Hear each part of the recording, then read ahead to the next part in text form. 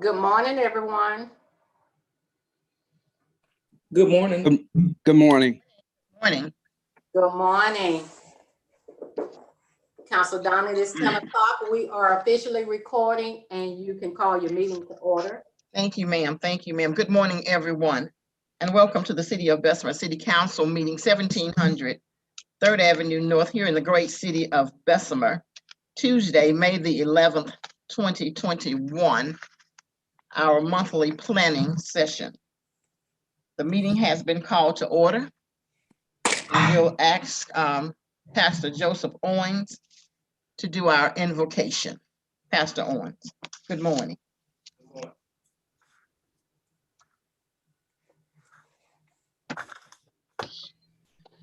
Let us pray. Father God, we come right now, thanking you for three things. Thanking you first for what you've already done. We look back over our life, we can see the great things that you have done for us. So we express our gratitude to you. We not only thank you for what you've done, we thank you for what you're doing right now. But we believe that you're moving right now in mysterious ways. But we're also crazy enough to thank you for the things that you're about to do. We believe that our eyes haven't seen, our ears haven't heard, nor has it entered into our hearts the great things that you have in store for us. And we're going to do like we used to do when we used to get at the table. We're going to say grace, and we're going to thank you for the blessings that we are about to receive. We believe that better days are ahead, that the best is yet to come. And we believe, God, that we're going to receive greater, that the greater shall be better than the latter. We love you. We thank you. Thank you for this team. Thank you for these people that have come together, putting their time, their energy, their intellect, their hearts into this city.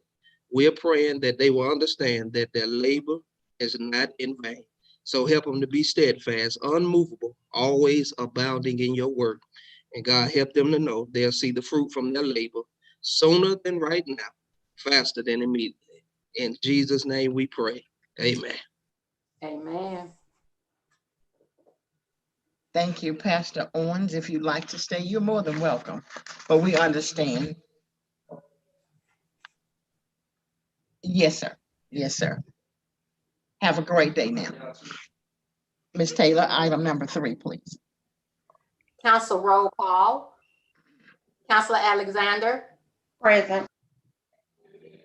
Councilor Collier. Councilor Collier. Getting on now. Councilor Crusoe. Present. Councilor Marshall. Present. Councilor Thigpen. Present. Councilor Matthews. Present. Councilor Donald. Present. I see Councilor Collier is trying to connect. Present. Councilor Collier. Present. Great. You have 7 present, no absent. You have a quorum. Thank you. Item number 4, please. Reopening Bessemer Rec Center. Council, we did promise that we would come back and visit after we heard from Governor Kay Ivey. We are here today to revisit reopening of the Recreation Center, to give a date that we will reopen, and I think we are ready to reopen, is what I understand. Is that correct, Mayor Gully?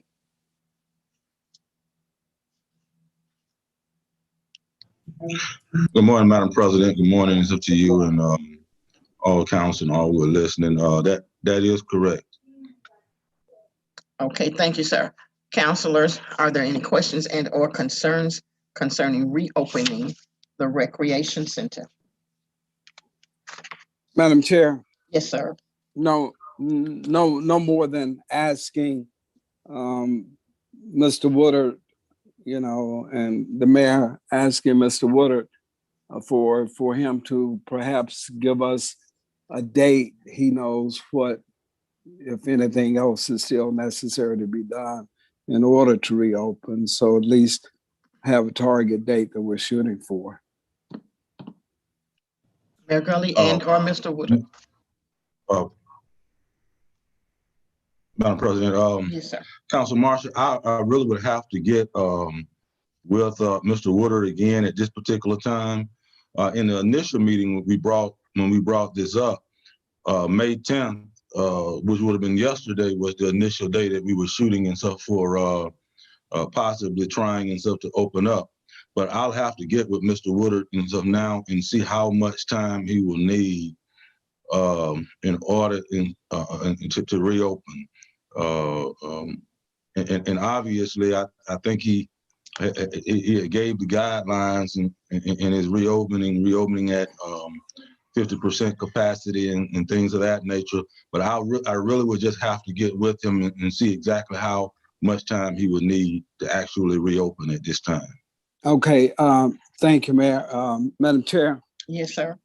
so that we won't have any more delays in time, perhaps Mr. Woodard could give you that information, Mayor, and would be able to have a resolution citing that exact date for reopening for next week so that we can go on and pass that resolution and move the process on. Thank you. Madam Chair. Yes, sir. Councilor Matthews. Yes, I have a question concerning, I know we said 50 cent, 50%. what is it, 50 cent? Yes, sir. 50 cent, 50% capacity. And I guess my question would be concerning the pool. And I wish it was on the agenda. I was thinking that Mr. would have been on the meeting in as much as the rec center is on the agenda. That was my first thinking, and then it wouldn't be any questions or pass along. And I could have asked him this directly. I'm concerned about the pool, and I understand about social distance and guidelines and whatnot that was sent. But from the pool purpose, is that going to be utilized as well? And if it is going to be used, what type of guidelines are there set out for the pool? That's my question. Madam President, Yes, Councilor Matthews, if you can recall, when Mr. Woodard was on the line, his recommendation was not to open the pool at this particular time. Okay, good deal. Okay. So with all being said, we will have a resolution on next Tuesday to reopen the rec center minus the pool. Is that correct? We will use I think he said the outside splash pad is what the children would use at 50%. Okay.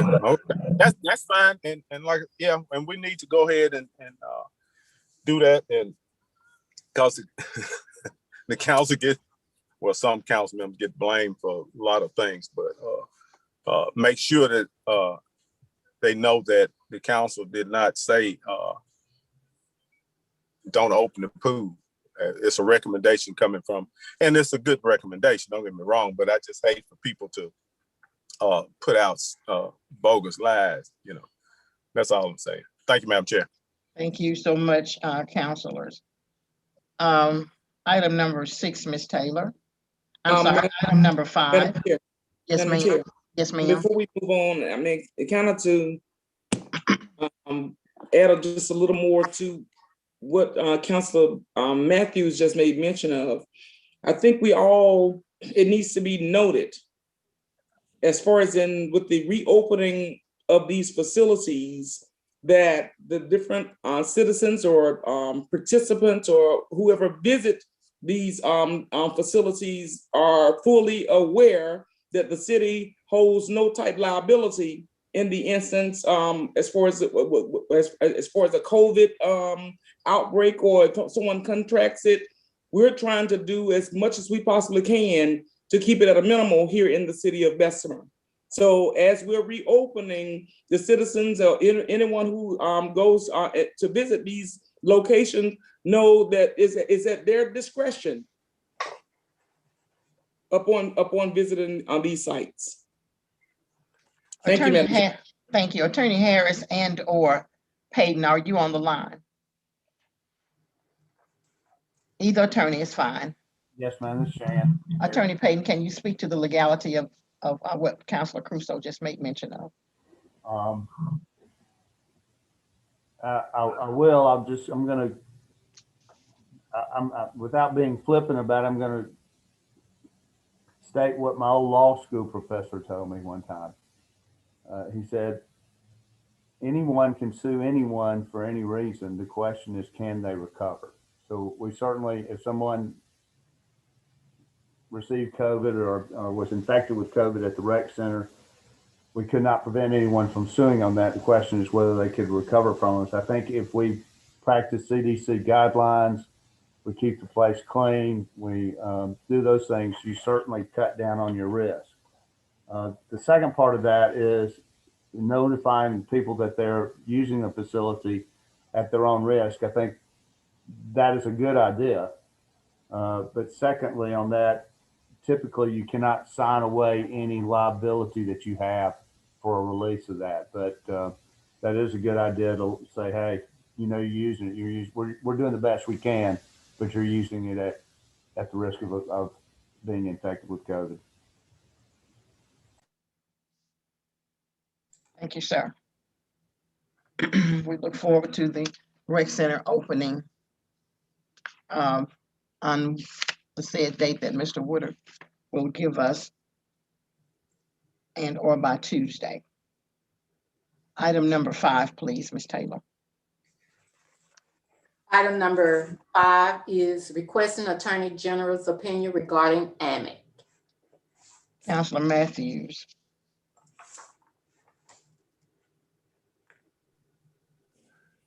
Madam Chair, yes, we talked about this on we just briefly talked about it last week, but the question is, do we want to go straight?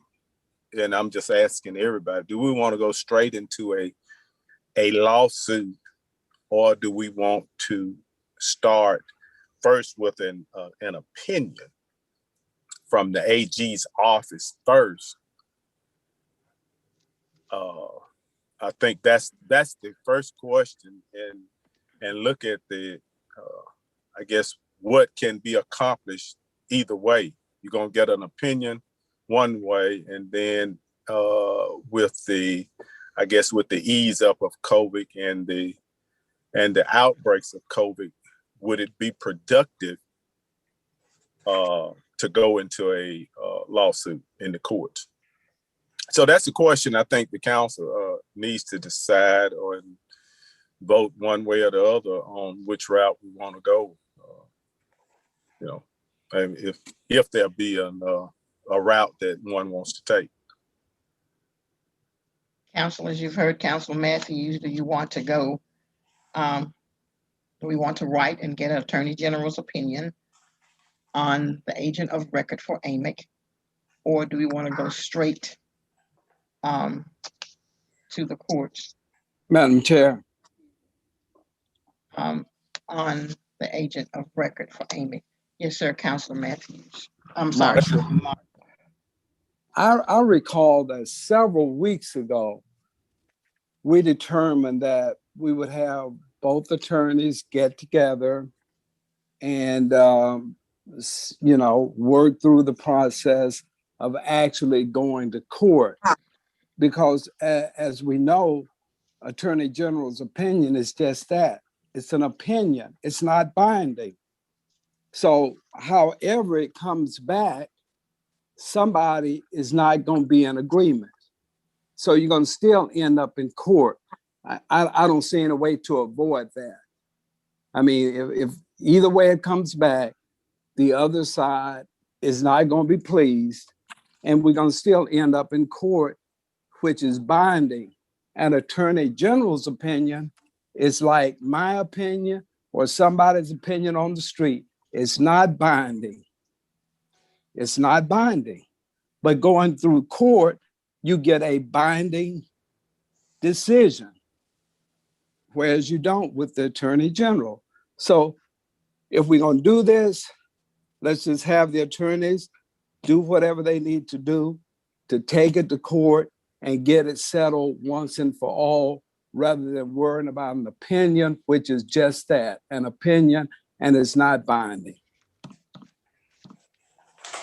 Thank you, Councilor Marshall. Madam Chair, Yes, ma'am, Councilor Alexander. I know it was stated a couple of weeks ago, but it's been a couple of weeks and the attorneys hadn't gotten together. Is Attorney Harris on the line? Is Attorney Harris on the line? Oh, okay. Attorney Harris, are you on the line? He appears not to be on the line. Councilor Alexander, go on with your statement. So, like Councilor Marshall said, it's just an opinion, and if we have to go to court, we'll go to court. But I think we should follow through with the RFP and do what we need to do as a council body, and then decide who's going to take who to court. But I think we should follow through. And if we, vote to get the Attorney General opinion, I'm with voting to get that too. I would like a professional opinion from the state.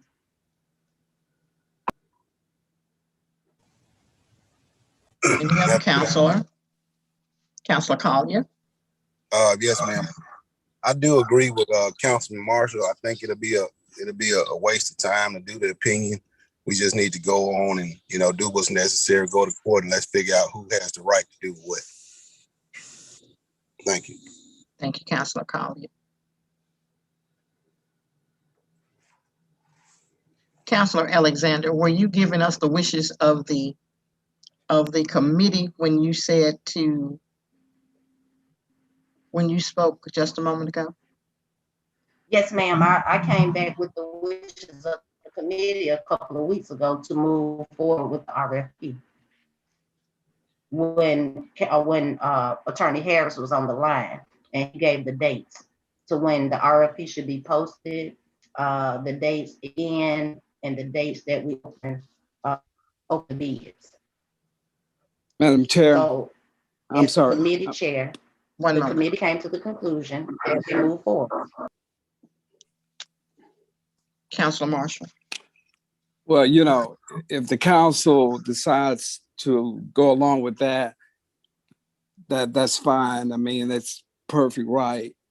But, I still think it's putting the cart before the horse. You don't even know who has the authority to make the appointment. So you're spinning, in my opinion, wheels talking about an RFP. I mean, when you don't even know who's got authority to do what. In my opinion ain't binding, but it seems reasonable to me is to first of all find out who has authority and then move from that point. But to do these other steps prior to that, to me, it's just kind of spinning wheels, but that's up to this body. Madam Chair. Yes, ma'am. Yes, Is ma'am. the council not over insurance? Is the council not over insurance? Yes, ma'am, to my knowledge. Does that not fall up under insurance? Now, my personal opinion is yes, it does fall up under insurance. That's my opinion. But we got a committee to Council Attorney Harris, have you joined the meeting? Yes, Councilor, I am in the meeting at this point.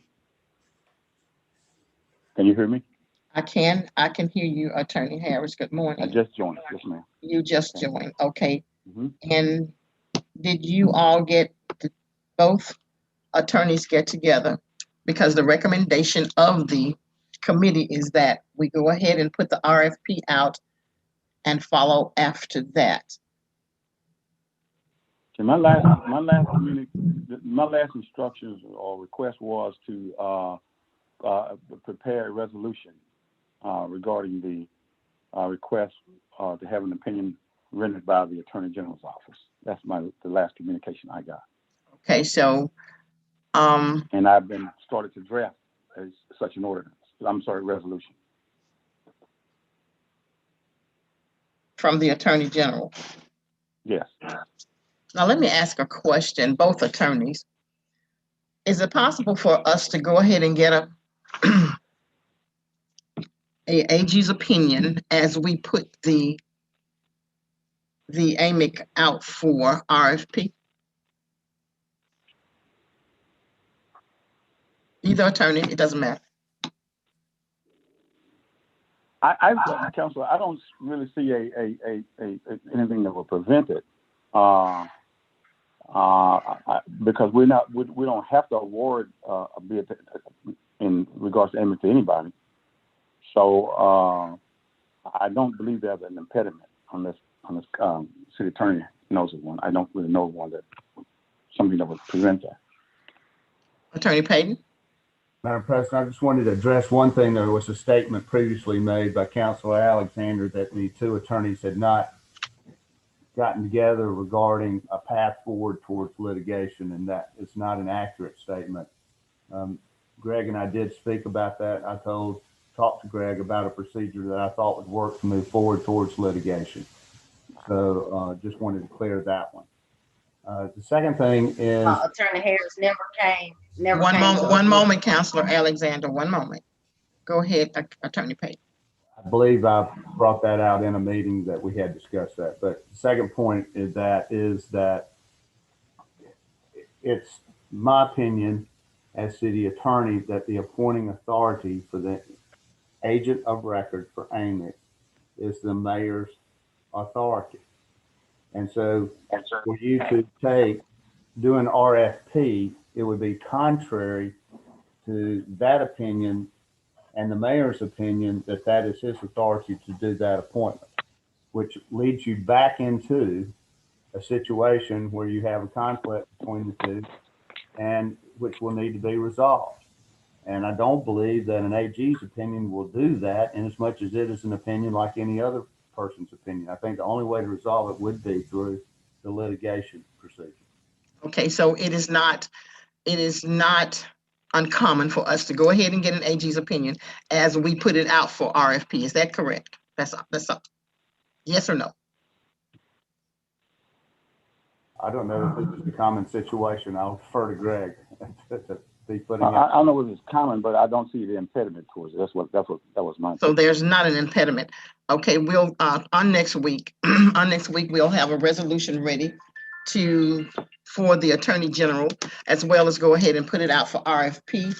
Attorney Harris, we'll go ahead and put it out for RFP, and we will go from there. We've been going too much too back and forth, too long on this item. We'll go ahead and put that out for Attorney General's opinion, as well as put the RFP out pending the resolution of the committee for this council to go ahead and vote on that on our next meeting, which will be next Tuesday at 10 o'clock. Thank you all. Another comment, Madam Chair. Yes, I agree with as far as in going forth, but in the event, just for knowledge, in the event that we end up taking this issue to court, because I mean, we're just basically throwing around opinions. Yes, ma'am. In the event that this has to go to court, as far as in the change of venue, for the sake of, I guess not really having a conflict of interest, because I can't think of any judges that we have here in the Bessemer cutoff that that's not I guess from the city of Bessemer or intertwined into some of the different issues here in the city. What is the likelihood, or what are the chances of us being able to change a jurisdiction or venue of the case in the event that it makes it to court? Attorney Harris. Counselor, I have not researched that matter to know whether that would quite give us grounds to get outside of the cutoff jurisdiction. I'd have to make an assessment. I could make a quick one on it, and I could take a look, but I hadn't done that at this point. Yes, sir. on that I mean, specific if issue. you'll take the time to research that and report back to us, I would greatly appreciate it. I would do that. The very next thing I do in this matter would be to assess that. Yes, ma'am. Yes, sir. Thank you so much. Madam Chair, Yes, sir, Councilor Matthews. I'll be 75 years old before this, if it go to court. Here in Bessemer, we all will be probably dead. We all will probably be dead before it goes here and get it. But we will, no one will be able to say that we did not try. Thank you all, councilors. We'll look forward to that opinion and that resolution on next week. Attorney Harris. Madam Chair, We'll go to work. Yes, sir, Councilor Collier. one question for Attorney Harris. So Attorney Harris, Yes, sir. even if it goes through and council did vote, in the way for the RFP, and we did go to court about it and it came back. So we will have to go back and do everything over again. Looking for a new agent of record. Nothing wouldn't stand if the council didn't have the right. Nothing that the council voted in wouldn't stand. Well, I guess. If the council votes upon something that it does not have a right or by law to do, then that would be ultimately end up in a nullity, I believe. Say it again, sir. I couldn't. I said if the council voted for or approved something that they did not have authority to so approve, then I think that would end up being a nullity. It would not be valid. Okay. So we still gonna be right back where we started at either way, right? We should just wait. Yes, sir. I'm not sure I follow your question, Council. I'm saying regardless of who has what, it still doesn't matter until we go to court to find out who has the authority, right? We just voting in vain. I don't say you're voting in vain, but ultimately, I guess the authority would run perhaps into a court. Madam Chair. Yes, sir. I mean, I'm with Councilor Collier.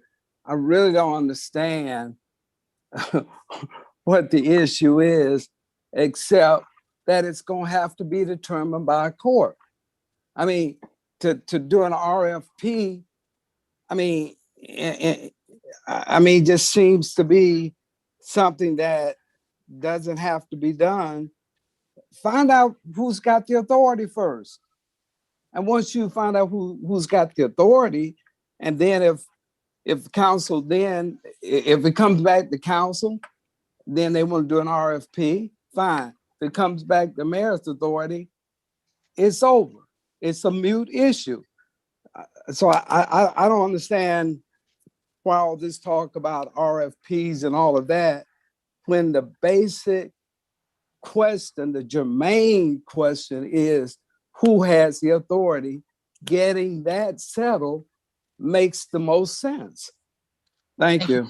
Thank you, Councilor Marshall. I don't, with an RFP, you're just gathering information from other insurance agencies.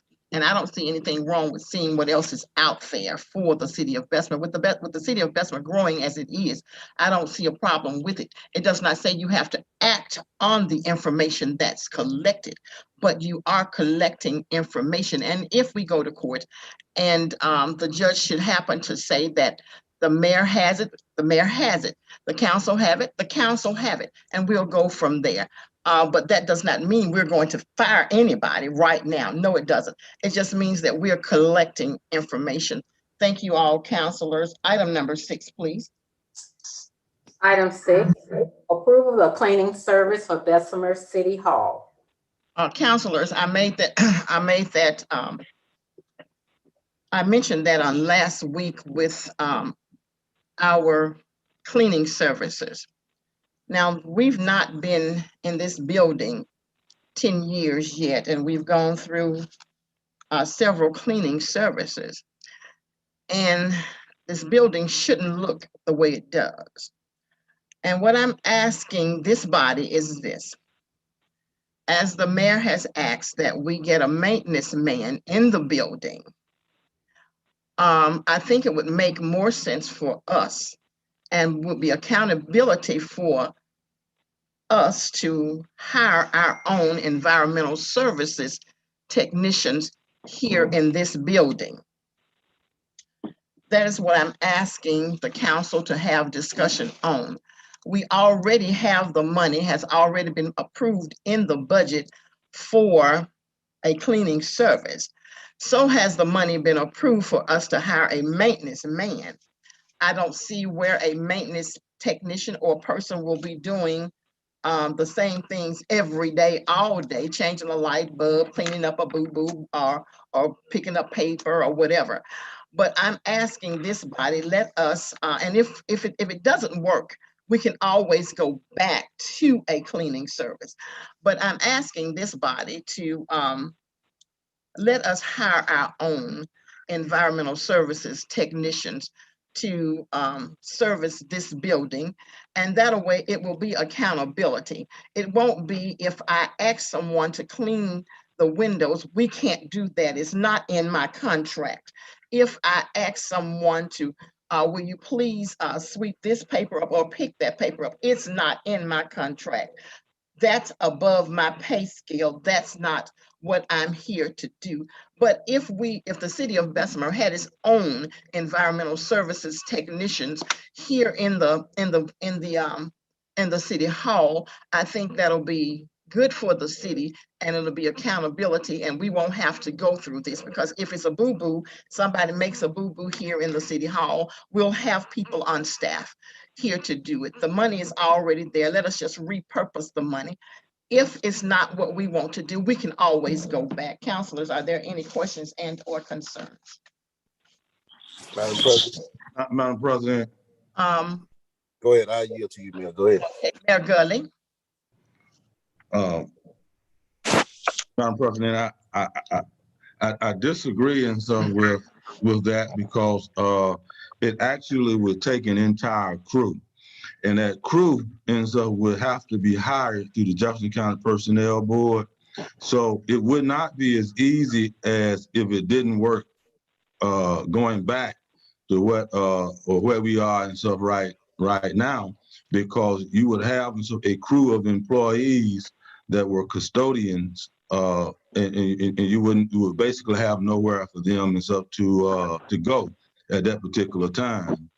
My suggestion and stuff would be obviously to continue with the cleaning service, and if there are certain specs or specifics, make sure that they are included in the RFP when it comes to cleaning windows and things of that nature. I'm just looking at what it will take and how many people and stuff it will take to actually maintain and stuff this building on a day-to-day basis in every particular office, and pulling trash and cleaning and stuff up in every office. So, that's just my position and stuff on that, and I'll yield back to you. Thank you, Mayor Gully. But a team is what we could have with what we already have in the budget. Now, you said it would take a team. We have one person here all day for 8 hours. We have 2 people in at night part-time. So if we had 2 full-time people, that would equal those 3 people there. And when they're in here at night part-time, they're finished. I'll give you an hour and they're finished. But with us having our own crew, we still can have that one person. And I understand what you're saying, that it's not as easy as we may think it is. Now, let me ask a question. Do we not open it up to in-house prior to going outside of the Jefferson County Board, or do they do it like that? They just hire off the list, Mayor Gully? Madam President, it will be off the Jefferson County Personnel Board list that the individuals would be hired. Now the gentlemen that are here in the evening are here for at least 3 to 3.5 hours and stuff each evening. They do not leave till about 8:30. I know that Madam- Madam I know Chair, that they're here, but I didn't say they weren't here. I know that they're here because I'm past here in this building all the time. So what I'm saying, working in the building, that's my problem. For this building to look like this. Anytime that we've not been in this,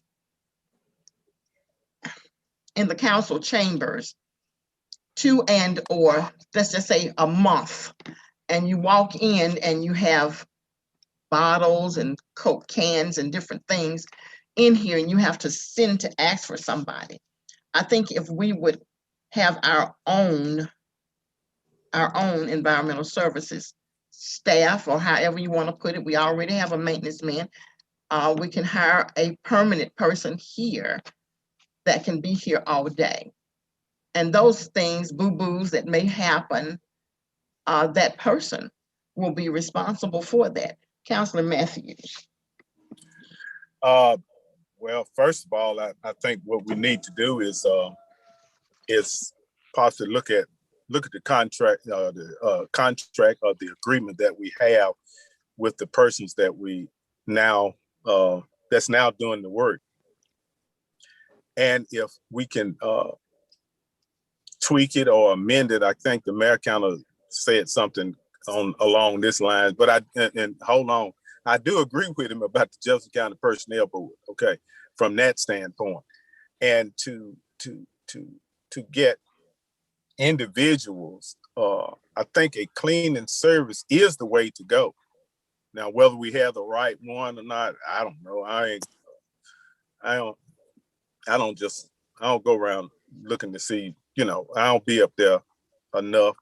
And I think people need to be out of the building for any type of cleaning service to be done. Nobody want to be smelling all those chemicals during the daytime.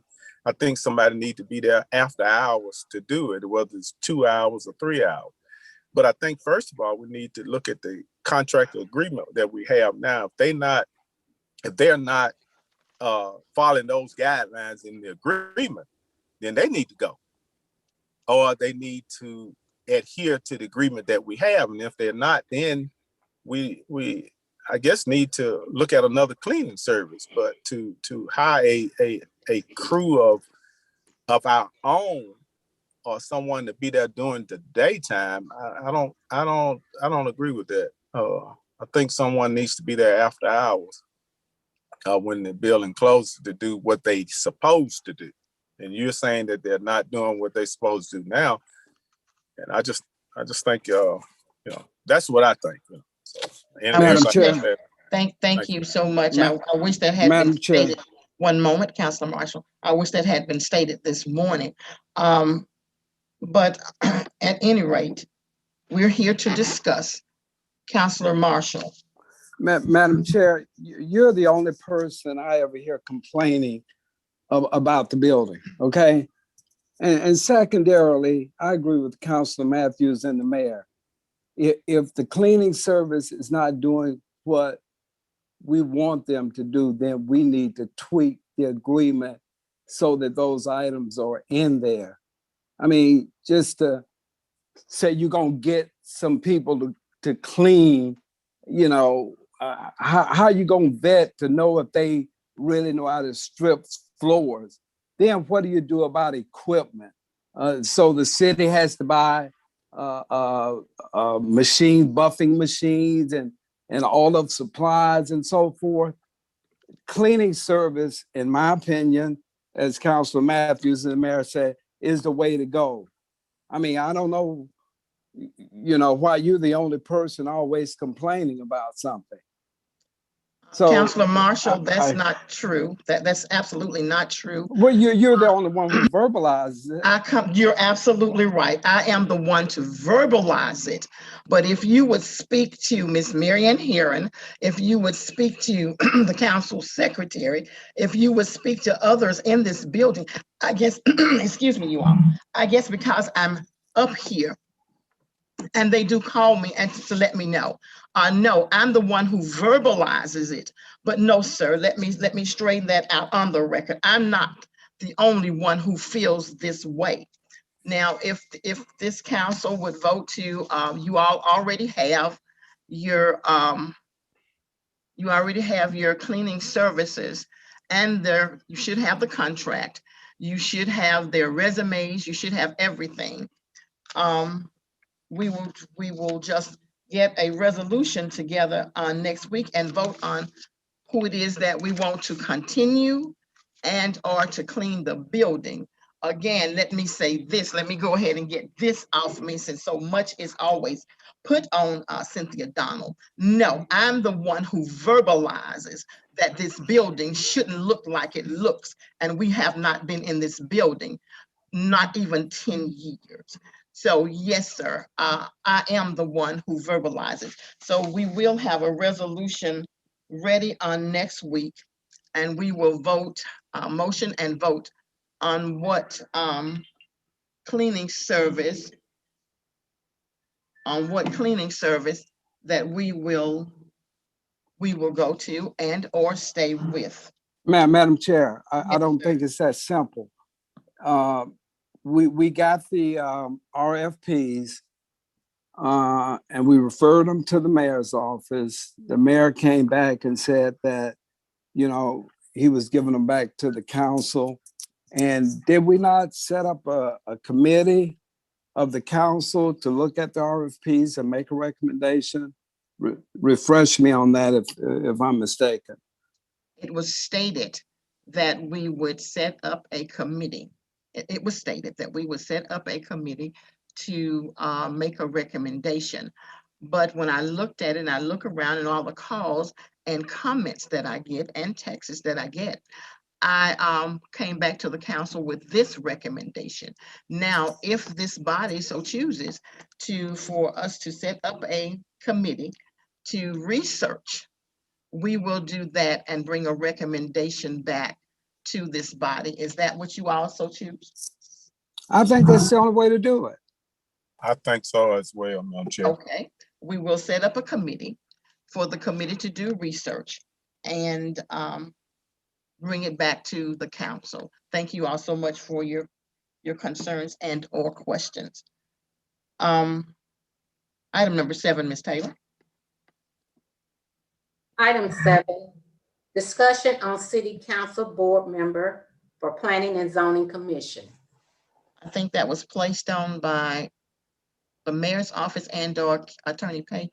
Yes, ma'am. This is Shan. That was in there. I did not see that the council had previously appointed a council member to be on that planning and zoning commission, but the council did that, and I was in error on that. So my bad.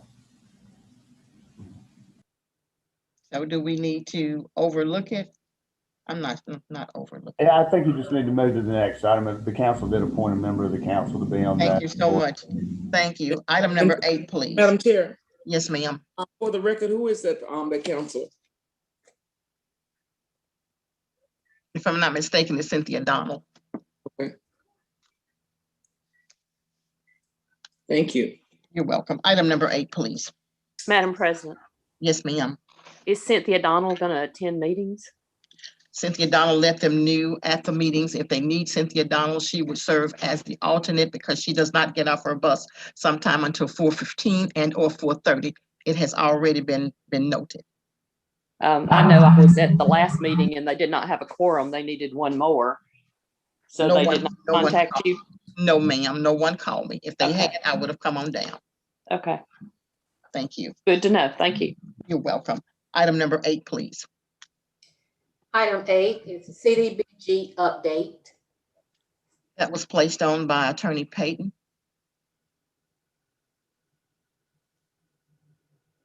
I think Mr. Norris. Madam President.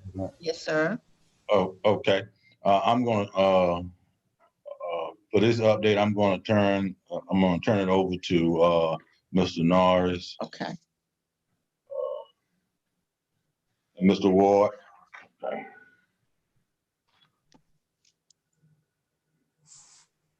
Good morning. Good morning. This is Mr. Norris. Just to give everyone a quick update, we'll be forwarding a lot of this information to you at the conclusion of the meeting today, but We are moving forward with the CDBG CARES Act funding programs. We thank you all for approving the agreement or authorizing the agreement with Urban League last week, and we're actually working with them on getting that program set up. The Create Birmingham program is set up, and it's actually doing some assisting of some residents and some businesses. So you'll be hearing more about that in the upcoming days. We do have some projects that'll be outlined in that update that I'll be sending to you all that you need to be aware of here in the next couple of weeks. One is involving a neighborhood revitalization strategy area that we've been having some discussion with HUD and the Housing Authority regarding, and this will be tied to the Housing Authority's project to do a Juanita Hill Place development over on the south side. So I'll be forwarding that to you all at the conclusion of the meeting with some updates on those particular items and some other things you need to be aware of that are coming down the pipe. I am now going to turn it over to Mr. Ward because there is a matter that is pending before us from the U.S. Department of Housing and Urban Development, and he can explain a little bit more about what that is, and then we'll turn any questions. We'll open it up to questions after that. Thank you.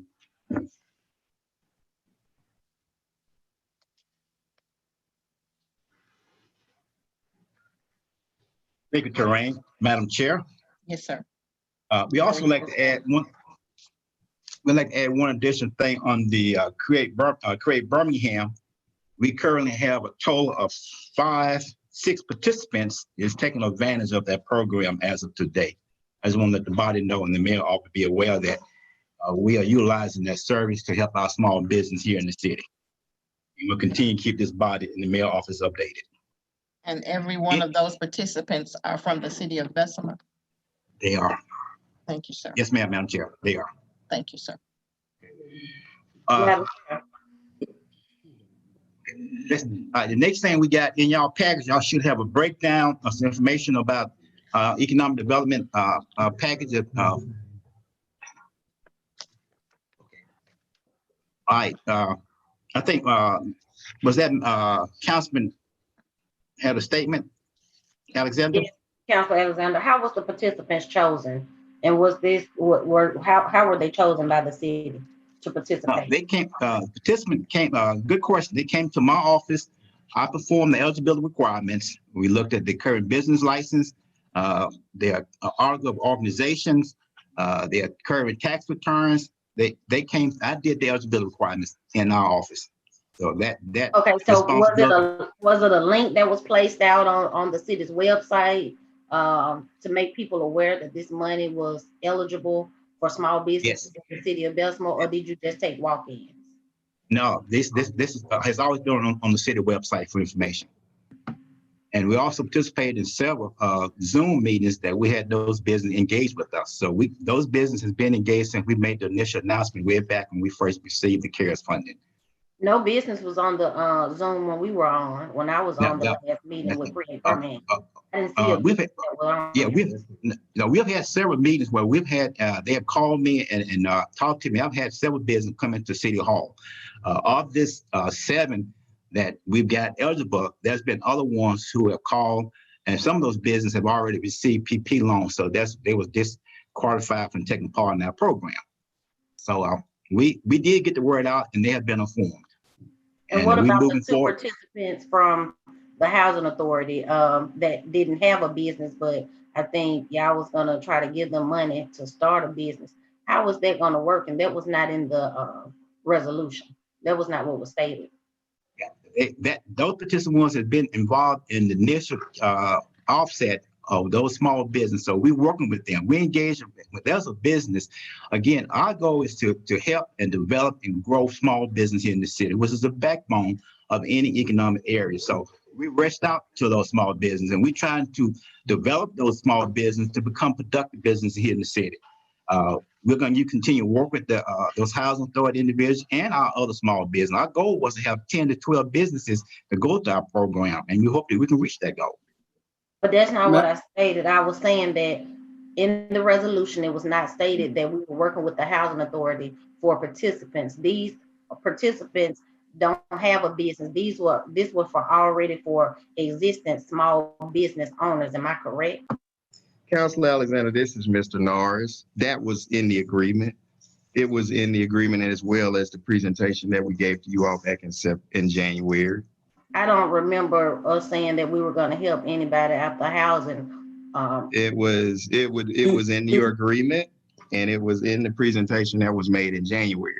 The first time I heard about that was on that Zoom that we did, that town hall Zoom, that I didn't see any business owners on, nor did I see the utilities. Counselor, there were some businesses that were on that call, but to answer your initial question, it was in the agreement that we would be working with the housing authority in both cohorts, and that we would open it up to at least 2 housing residents per cohort. And it was stated as well in the January presentation that I made. Now, I think that video is available on YouTube if you'd like to go back and watch it, but it was in there. Okay, you will see that it was in there at that time. Okay. Madam Chair. Yes, ma'am, Councilor Crusoe. I'm trying to, I think, kind of clarify some of what Councilor Alexander is saying, because it wasn't clear to me either. Now, I do remember during the presentation that it was stated that 2 recipients from the Bessemer, excuse me? Yeah. You might want to turn your mic. Go ahead. You can turn your mic off if you're not speaking. Go ahead, Councilor. It was stated during that presentation that 2 candidates would be selected from the Bessemer Housing Authority. I think we're all clear on that. It wasn't stated that we were that this money would be used to help individuals to start up businesses. It was to assist with struggling small businesses that did not qualify for the PPPs or the SBAs, or because that was considered double dipping. Now, and like Mr. Ward just made mention that he was looking forward to working with 11, 12 individuals through this program. And I mean, what he stated, as of right now, we have 6 participants, and he later said 7. So I'm not certain as to whether it's 6 or 7, but I'm more than certain we would have made the quota of 11 or 12 candidates had people known that they could come in without a viable business in order to receive this assistance. That wasn't stated during the presentation that the money was available for somebody who had an idea and wanted to create a business. It was where businesses were up and already in operation and had been impacted by COVID, but did not qualify for the other federal programs that we were going to utilize these funds to assist those individuals.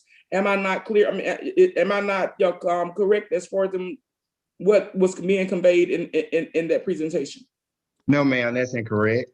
Again, if you will go and you will read the agreement that you all approved, you will see that that information is in there. It was opened up to housing authority residents at that time, and we opened it up to businesses. In fact, the housing authority was already working with CREATE, so they decided to partner with us on this particular initiative.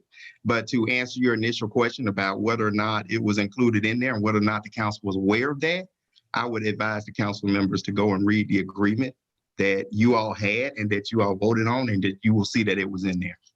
Okay, you're saying that it's in there for somebody who did not have a business could be eligible for assistance out of this program. It states that. Councilor Caruso, again, I would get a copy of that agreement, and I'm asking you a question. I'm not worried about a copy. I'm asking you a question. Is it worded? Is it worded in there? It is worded in the agreement that someone without a business qualified for assistance? Worded in the agreement, Counselor, that we will work with housing authority residents to help them establish it at this time.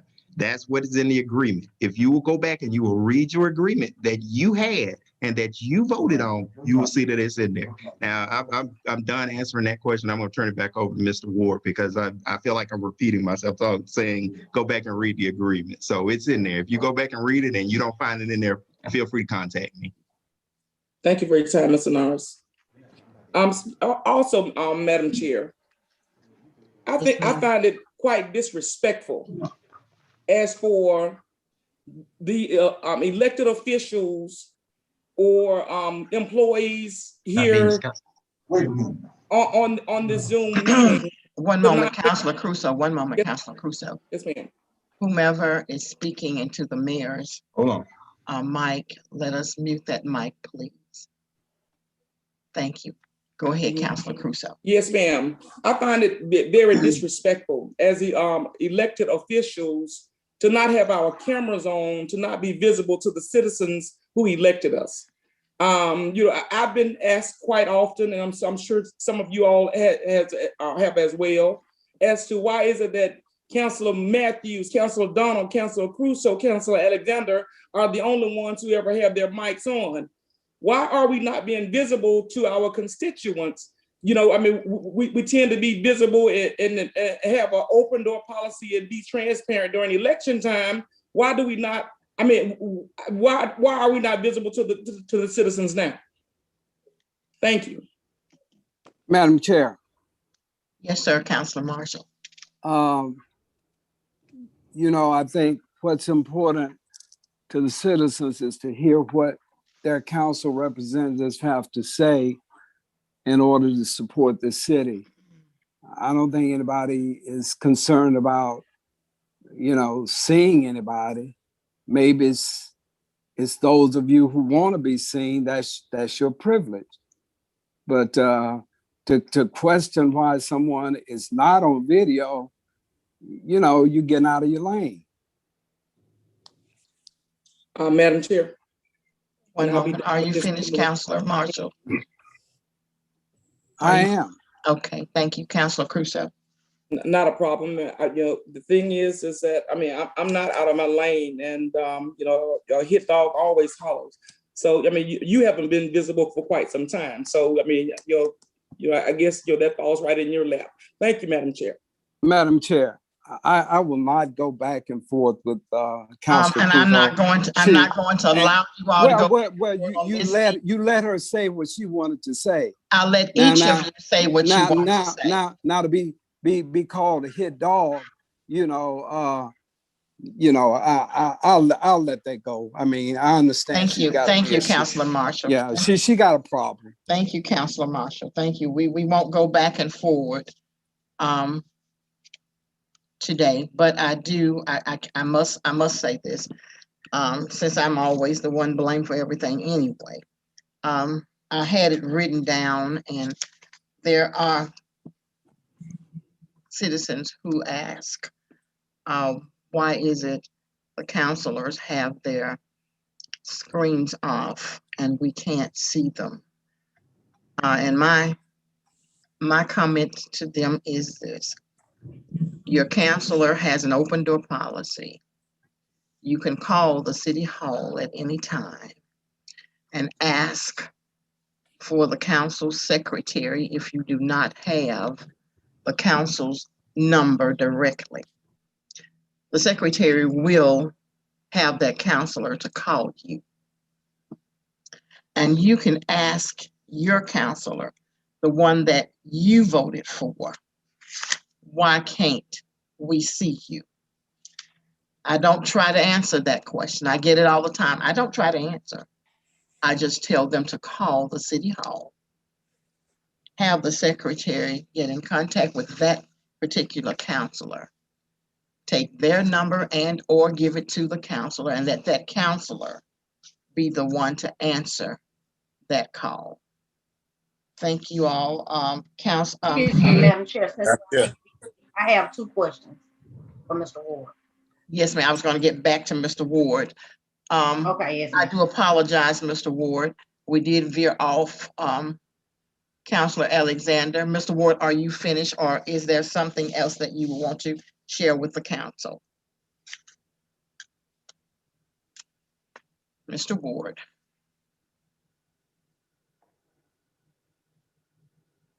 Mr. Ward, are you finished? No, Madam Chair. Yes, sir. Is there any more questions in regard to this CBD updates?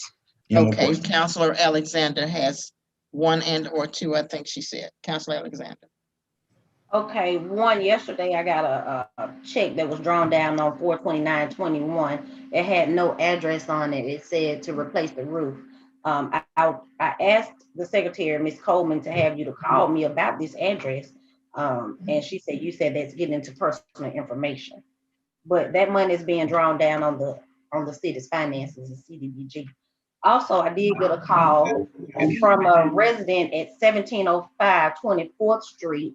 She said that stated that you told her that this address will be uh, on the agenda today, that they wanted to purchase their home house back from the city of Bessemer, and it will be on there today. Do you have an update about this address or what's going on with this?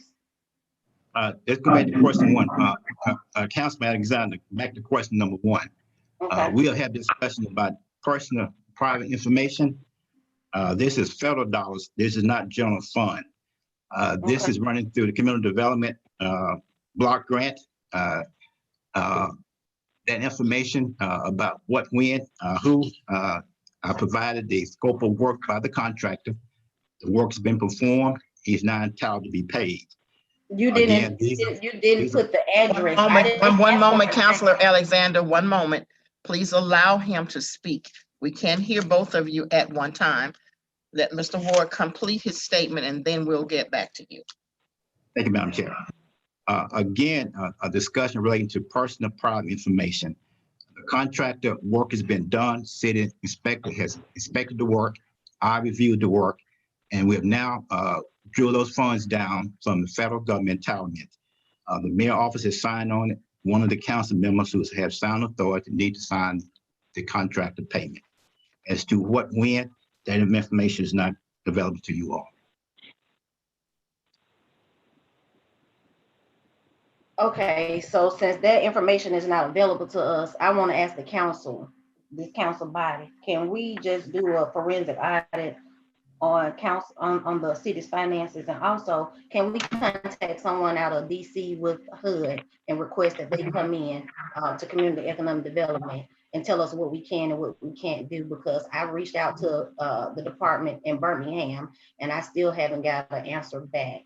And then when I talked with someone, they had told me they talked to Mr. Norris and then they told me they couldn't talk to me. So I'm asking this body that we put on the agenda for next week, that we vote for forensic analysis of the city's finances before we get this $14 million. And also, can we get HUD, someone from DC? Can we get Greg to get someone from DC to the city of Bessemer to go through the legalities of what the council can and cannot have access to? Because I don't understand that we can't know where the address is if you put a $3,500 roof on someone. One moment, Councilor Alexander, one moment. Whomever has the mayor's mic open, please mute it until Councilor Alexander has finished speaking. Okay, go ahead, Councilor Alexander. We have a young lady that's been coming back and forth to council meeting about some type of agreement that she got into. She didn't even get into it with the city of Bessemer. She went through her bank for financing. The city of Bessemer end up giving the builder money. So now they have a lien on this young lady's property. She can't even move. They don't know where the paperwork is, what she needs to do. I mean, it's just things that need to be straightened out in the city, in community economic development department. And I'm asking this body that we put on the next agenda, that we vote to have someone from Washington, DC come down to the city of Bessemer and tell us the legalities of these things that's going on. Because I'm tired of getting ran into a brick wall. You telling me this is what we're doing, but we don't even know who we're doing it for. Not even an address. I'm not asking for a social security number. I'm not even asking for a name. Even the young lady that does the checks had on there, where's the address with a question mark? I understand these are federal dollars. And for my name to be on something with federal dollars, my signature, I'm not going to jail for anyone. So I'm asking this body that we get someone from Washington, DC, from the HUD office to come down and speak with the council body and tell us the legalities, and even more go into depth about what's going on in the community economic development department. Because I'm tired, like I said, of getting ran into a brick wall about we got this funding, we got that funding, and we're able to do this, and we're able to sign off on it, but we're not able to even know who has access to this. We're not even able to know who's getting this. So can we put this on the agenda for the next council meeting to be voted on? Thank you. Attorney Harris, are you still there? I am. Can you hear me, Councilman? I can hear you. I saw you blinking in and out. I can hear you now. Did you hear the question that Councilor Alexander asked? Yeah, that is whether we can contact some federal authority to get someone down to explain CDBG matters. Yes, with sir. regard to PII, especially with regard to PII, I believe. Yes, Is that sir. right? Yes, sir. I have a note. And do you want to wait till next week to vote for me to do that, or am I get started on that? Well, you can't vote in this meeting, but I would ask you to start research on that, and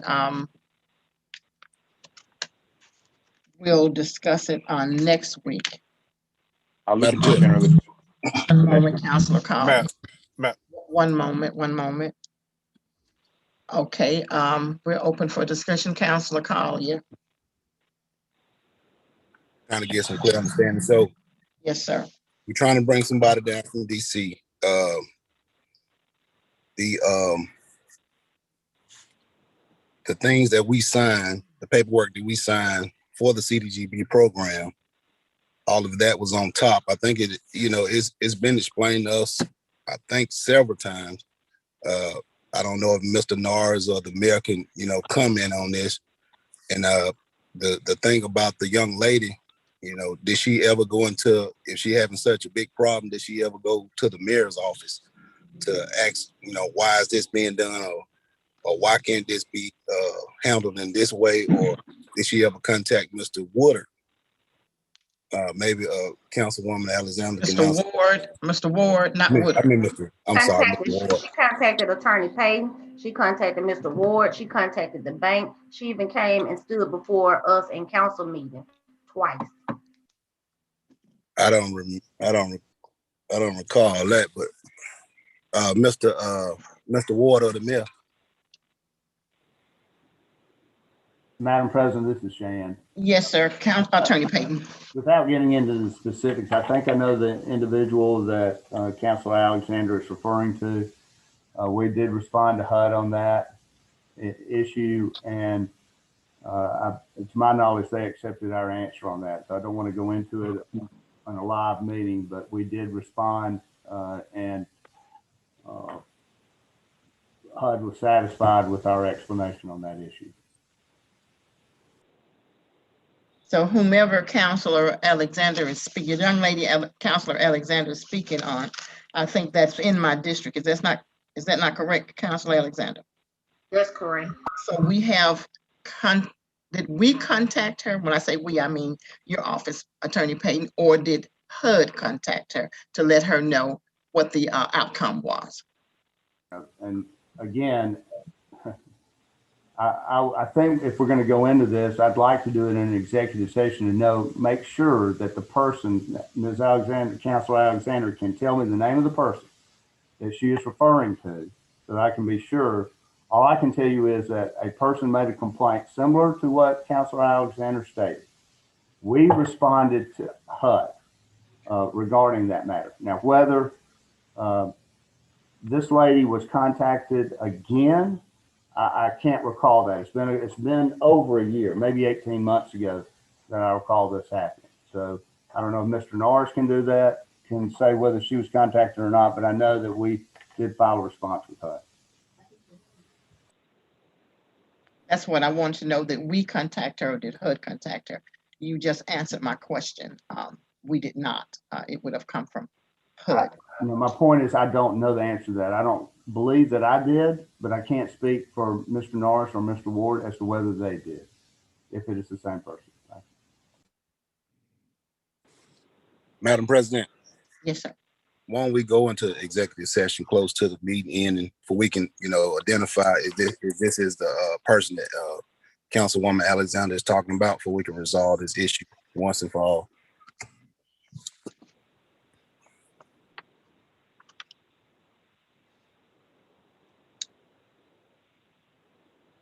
that's up to this body, Councilor Collier, whether or not we will go into executive session to see whether or not this is the same person that Councilor Alexander is referring to. Madam President, Yes, sir. you may wanna, I can't hear you. Okay, now I can hear you, Mayor Gully. you may want to ask legal, we're in a planning session. I don't know, can you go into executive session and stuff in a planning session? Councilor Harris? Can you hear me? Yes, I can hear you now. I don't know the reason why, offhand, why we can't do that even in an executive session. It's a meeting, legal meeting, I'm sorry. We can do it, I believe we can do that in an executive session during this planning meeting. This is a regular meeting of the council, though we cannot vote on certain items, but you can. Right. I think this is a discussion, and I think it's okay. Yes. We can go. Thank you. Okay, thank you so much. Mr. Ward, Mr. Ward, are you finished? Madam Chair, Yes, sir, Councilor Matthews. yeah, I don't know if, I guess my question would be around the grants that allocated to residents. What are the requirements or how many grants that people can receive from the city at any given time?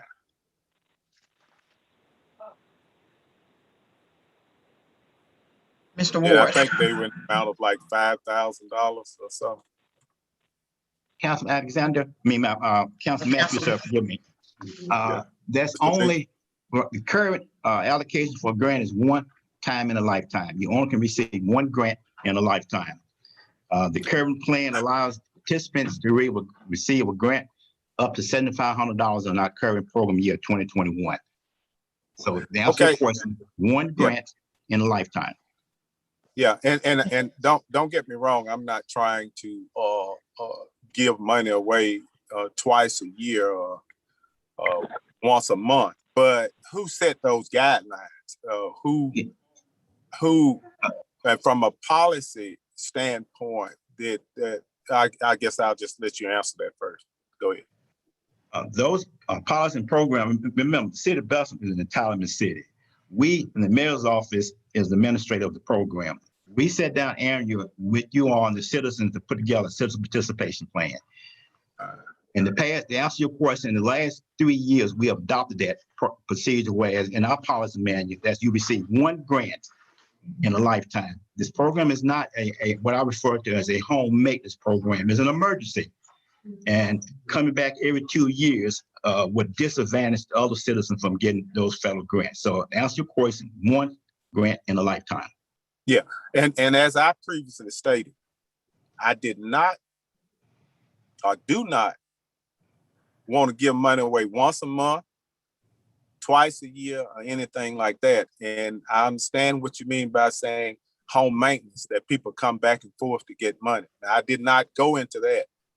I asked you one question concerning how many times that they could get this, and the short answer is once in a lifetime. And I asked you who set that policy. That was when we adopted that plan, you're saying that created that policy. Am I correct? The program was designed. No, sir. No. I'm just asking you a question. When we adopted the plan, was that in that policy? When we adopted it, was it in there saying that it's a lifetime? That's all I'm asking. Yeah. It's the HUD plan. Yeah. It's in the plan. Yes, sir. Okay, that's all. Yeah. I mean, I just like some short answers. Yeah, I just asked you that. So if somebody has received that money, and I think sometimes we don't be proactive enough to let people know. You see, you can stop a train sometime before it even gets started. You said, now, if you get this money, now this is it. You're not gonna get it anymore. And because people out there thinking like, well, it was 5 years ago, so I can come back and get another one 5 years later or 10 years later. I'm just gonna use that. But if you tell them up front that this is where it is, then they're prone not to come back. So that's why I asked you that question. And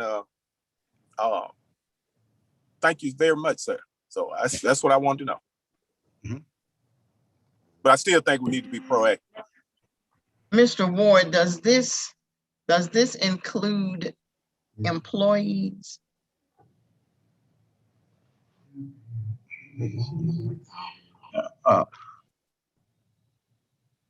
If they meet the income requirement eligibility, employees not prohibited.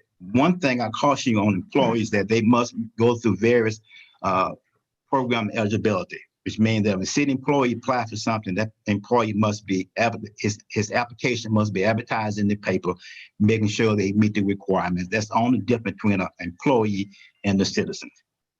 No, that's not what I was asking. What I was asking, does it mean that an employee can only get this loan once in a lifetime? That's what I was asking. We got two different things, Madam Chair. We've got the grants that we're referring to. Yes, and sir. we currently not doing any type of loans at this time. So the grant, same procedure. You only get one grant in a lifetime. Okay.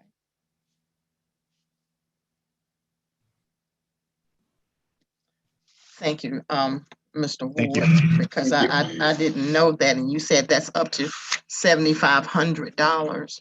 Yes, this is in our program year 2021. We're currently under the program year 2020. So in the program year 2020, we can go up to 5,000, and there can be some exception. So the 7,500 amount is in 2021 program year. Okay, so we did accept that $7,500. We did agree on that. Yeah. And for 2021, that's for 2021. That's correct. Okay, for 2020 is 5,000. That's correct. That's correct. I just want to get some clarity so I won't get some calls and say, well, Miss Cynthia, they told me 5,000 when he said 7,500. 7,500 is for 2021. 5,000 program year. 5,000 is for 2020. So that's to clarify that, and I won't be stopped on my way home. Miss Cynthia, that's not what they said. Are there any more questions and or concerns? The address at 1705 was never answered. 1705 24th Street. 1705 24th Street, Mr. Ward. That information has been forwarded to the attorney's office. Thank you so much. Thank you. Madam President, this is Shan. Yes, sir. And I was given this letter yesterday afternoon, I think, by Ellen. And this is there is a lady that it's a one-page handwritten letter on a piece of property that looks like the city foreclosed on. But I think the council will need to take that up. I will, like you've done with other pieces of property. So we'll forward this letter to the council to look at, and but y'all will have to look at that and determine what you want to do at some point. Councilor Alexander, did you not say that they wanted to purchase it back from the city? They did. They want to purchase their home house back from the city of Bessemer. Thank you, Attorney Payton. We look forward to that paperwork. Anything else on the CDBG update? Mr. Ward, was there anything else you wanted to tell the council? If not, item number 9, please. Item 9 is a discussion to sell properties at number 2, 19th Street North and 1826 Alabama Avenue North. I think that was placed on by Councilor Marshall.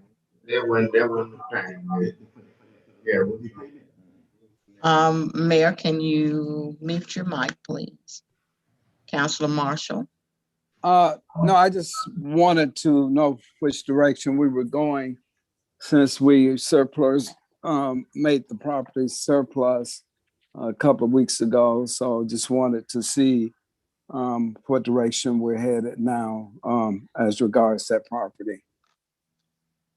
Councilor Marshall. Okay, Councilor Matthews. Yes, and I guess along that line, what Councilor Marshall was saying that we made it surplus, is that the property, I guess, right there across from the Hall of History and the railroad tracks and Yes, sir, near Alex. Yeah, Botang's. Yeah, that's the property. Yeah, and Alex Bradford Park and all that. And I looked at that, I guess, last week, a couple of weeks ago, and because I was doing some business right in there, and I looked how that's intertwined with, I guess, the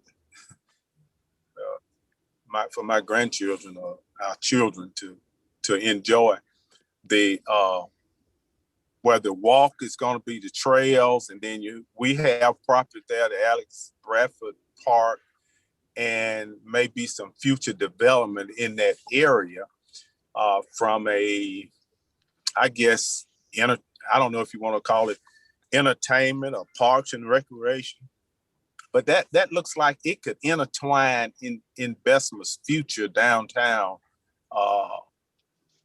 To me, just looking at it and thinking from a visionary standpoint, I think that's something could be very valuable to the city in the future.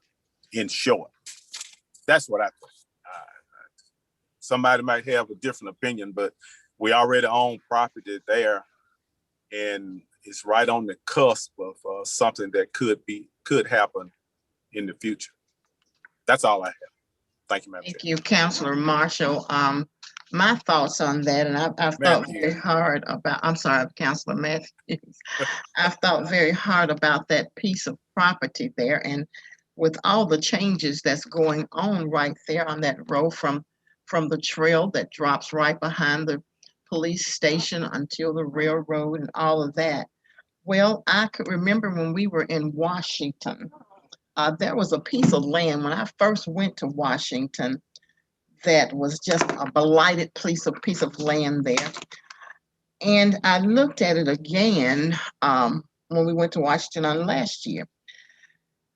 It's called Pike Place. And if you get an opportunity, counselors, I want you all to look at Pike Place. I want you to look at it before and after. It was just a dump until the city owned the property, and the business that was on the property, the city had foreclosed on. Similar to the situation we have here. But initially I thought about food truck park. But then I looked at Pike Place, and it encompassed not only the food truck park, it has a place for the children to play, it has a place for our farmers market, it has everything right there.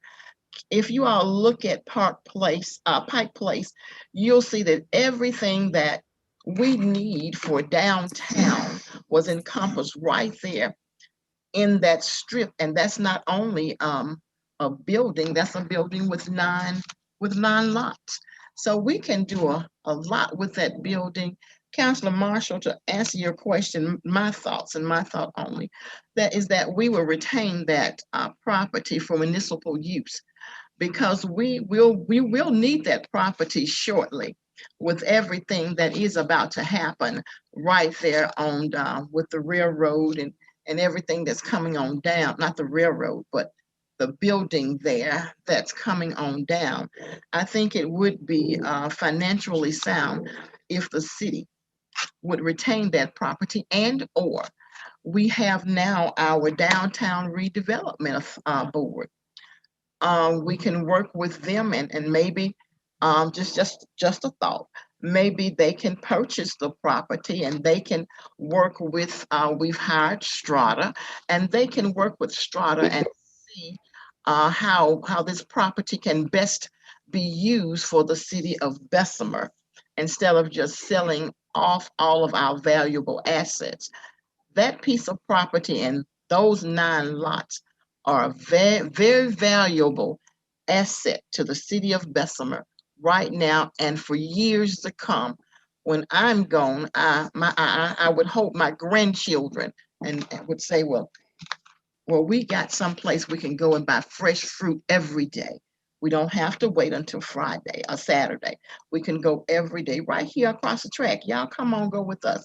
Someplace that they can go and sit down and buy food. Someplace that they can go and sit down and listen to music. That's just after looking at Pike Place in Washington, what it was and what it is now, councilors. Madam Chair. Madam Chair. Yes, sir. Well, it's awfully strange to me that all of a sudden all these visions pop up when a couple of weeks ago you voted to make it surplus. I mean, that's contradictory to me. I mean, since the council had made it surplus, I brought it forward to say, well, if we made it surplus, then let's try to sell it. But now all of a sudden everybody's got visions, but at that point you voted. So you didn't know about those other places, or you didn't remember those other places, but all of a sudden you remember the other places. It's just interesting to me. It's real strange.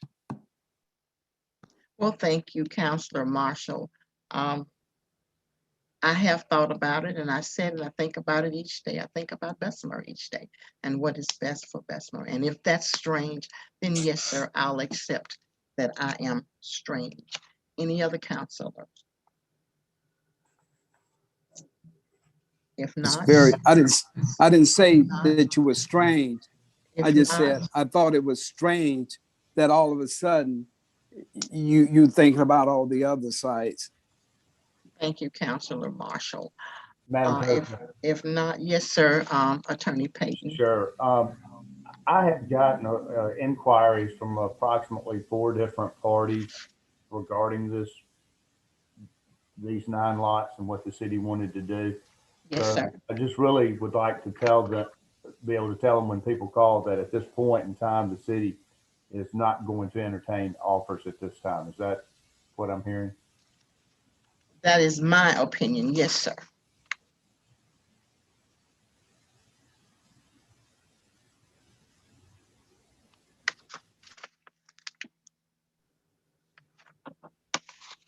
Madam President. Yes, ma'am. I like what you're saying. Yes, I know we recently, the old depot that Yes, was down there that had burned, partially burned, yes, ma'am. it sold back in March for $140,000, according to tax records. Yes, And ma'am. they had mentioned making it an entertainment center or an entertainment district down there with different vendors in the building, maybe concerts. I don't even know what all they talked about. I think someone had maybe know more about it than I do, but that's just in the next block. And I don't know what we could do along with them. Like you said, I like the food truck idea. Of course, we have the park that they could go around. But I think that it does give us an opportunity to expand the way we want to expand in the city of Bessemer in that area. I think it's a great area. The trains are a big draw for kids and always have been. So I like the way you're thinking. And I'm curious to see what they do with the old depot if they come along, because they just closed on it in March 2nd. So I'm excited to find out what they're going to do with it. Thank you, Councilor Thigpen. I am excited as to what their plans are for that depot. I couldn't think of that name. Thank you so much for that depot.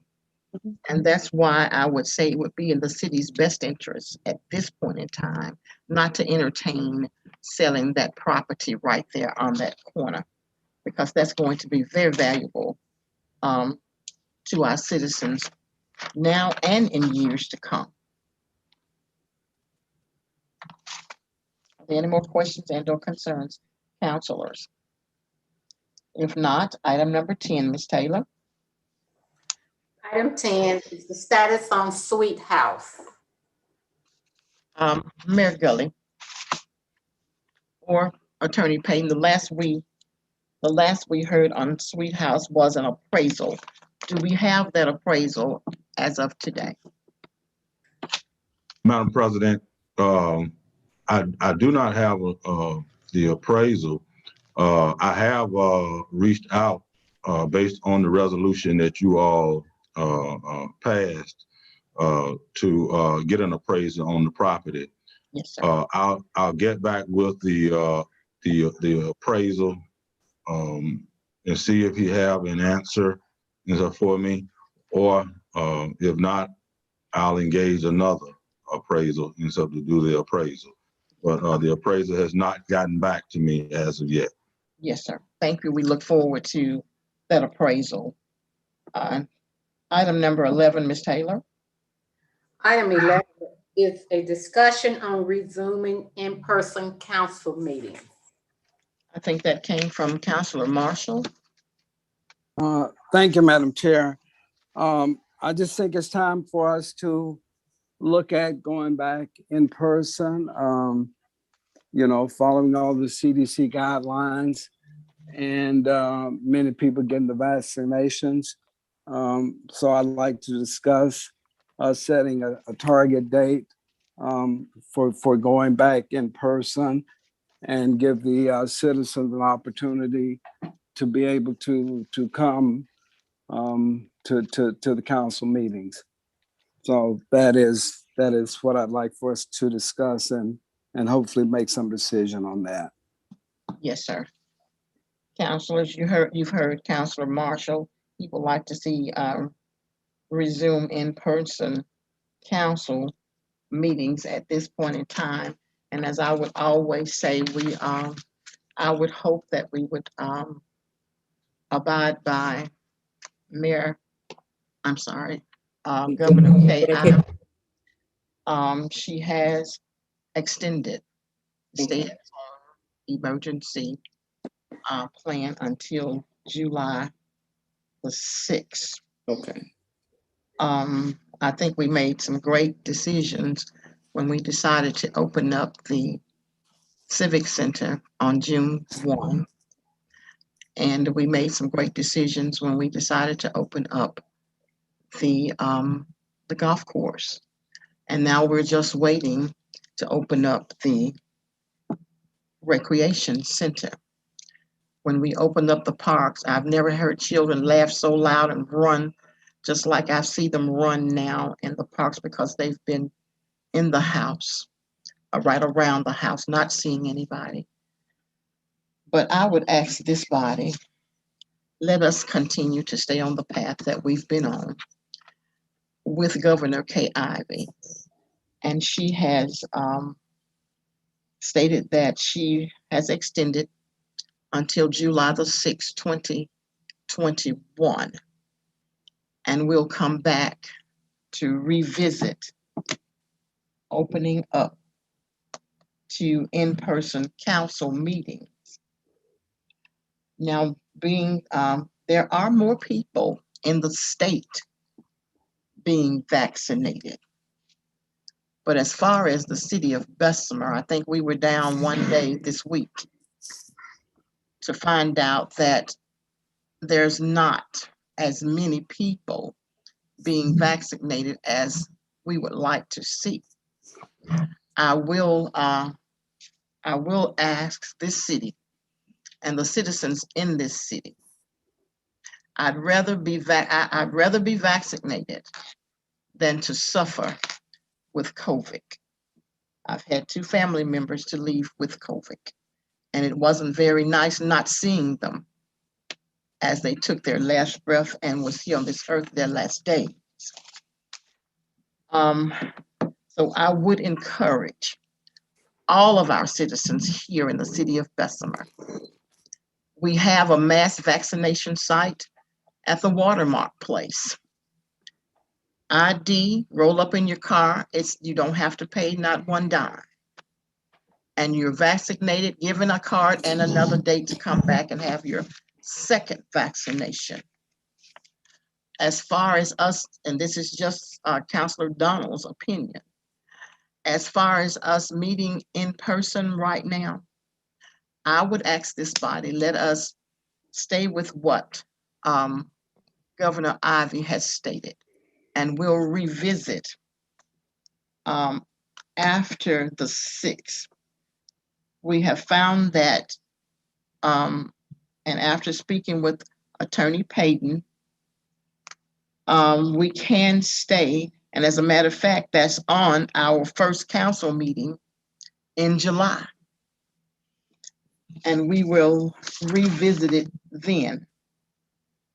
After speaking with Attorney Payton, he did state that, and what I was looking at, we could stay on Zoom, and that way more of our people, because of course, you know, we didn't have, if we had 10 people without giving out a award or a certificate was good. Now we're reaching in the hundreds of people, and they're able to call, ask questions, and get answers.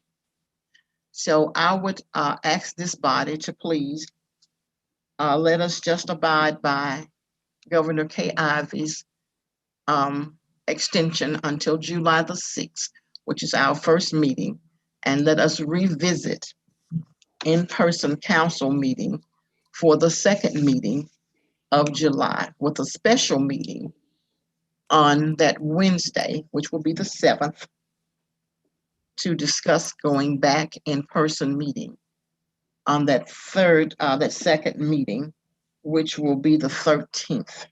Madam Chair. There's any? Madam Chair. Yes, sir. That's only your opinion. Yes, sir. You know, there are other cities around us that are meeting in person. You know, all we've got to do is follow CDC guidelines, 6 feet apart. That they're talking about Governor Ivey. She can issue that, but we can make this decision ourselves. You know, I think we owe it to the citizens to give them an opportunity for those who want to come and be in person in the chambers and see us do our business.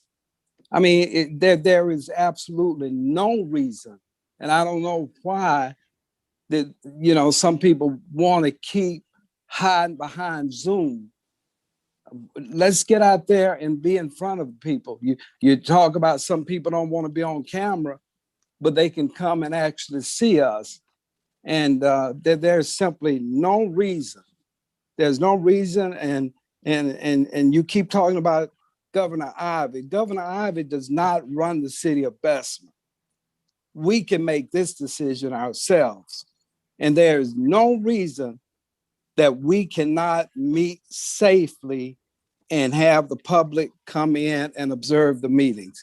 There's no reason.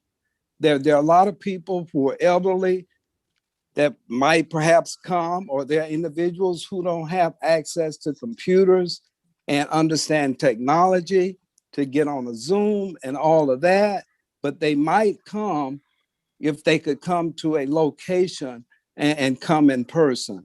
I see absolutely no reason for this council not to be meeting in person. Thank you, Councilor Marshall. Thank you. Thank you, Councilor Marshall. One moment, Councilor Collier.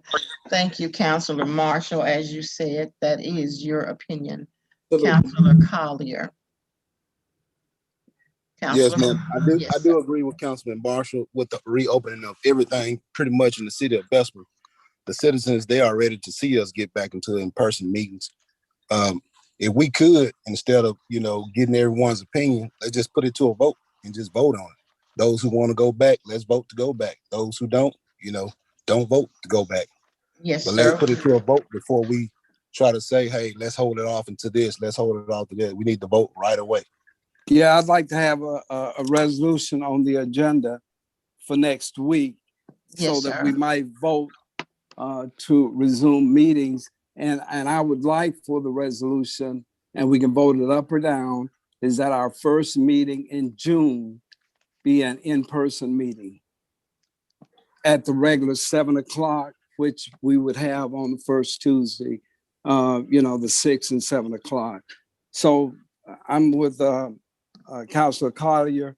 Let's just vote on it. Yes, sir. Any other? Thank you, Councilor Marshall. Thank you, Councilor Collier. Are there any more councilors with an opinion and or a concern? Madam Chair, Yes, ma'am. again, we all are entitled to our own opinions. As for being able to make our own decisions here in the city of Bessemer, being our own municipality, that was established, I think a few weeks ago when I asked that of Attorney Payton. It's the rightful thing to do, as you all stated, as far as in voting, but it's just kind of hypocritical in a sense of the citizens want to see us in person. It's been plenty of citizens that's been want to see us on Zoom as well. Also, as far as with the meetings here on Zoom, it's been far more people being reached or having access to the city council meetings, and no one has been prohibited from being able to come to the city hall. We have a guest mic in the lobby for anybody who wants to come and state any issues, concerns.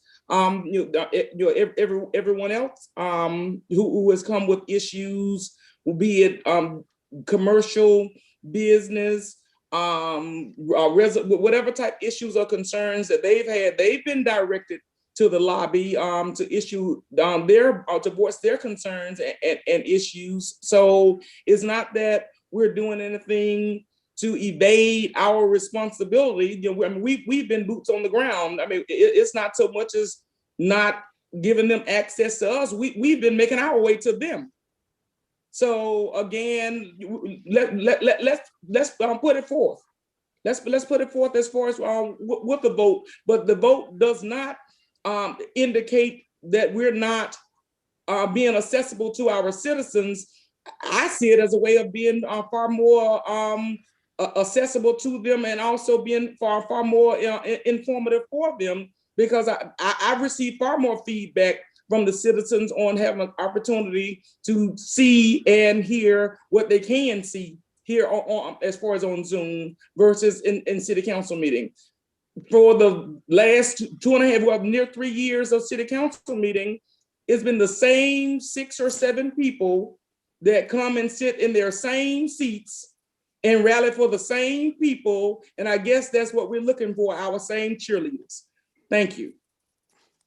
Thank you, councilors. We will, Attorney Payton, will we have a resolution to that effect on next Tuesday? That is whether or not to open back up an in-person meeting here at the City Hall, June the 1st, or to wait to see what the governor has to say about opening up. Let us open up after she has made her decision and recommendation on July the 6th. And we will have a meeting on the 7th to discuss.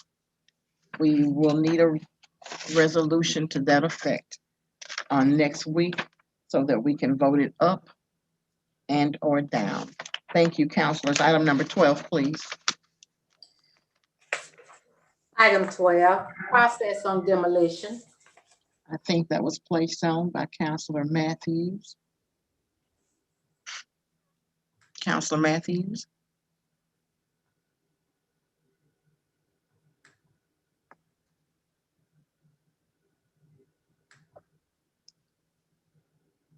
Madam Chair, Yes, sir. did you just call me? I did. Okay. Item number 12. Yeah, the process which by we do our demolition. I think it was brought up in one of the meetings. I think I don't know which meeting it was, but we was talking about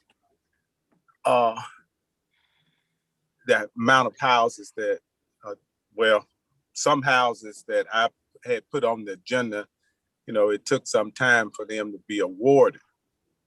And the process used to be that we would open them up, we would let them for bids, and the bids would come back to the council, and we would have a list of addresses of structures that need to be demolished, and we would get those bid packages and all. But at this particular time now, we don't know who's bidding, how much they bid. We don't, you know, it's just the process.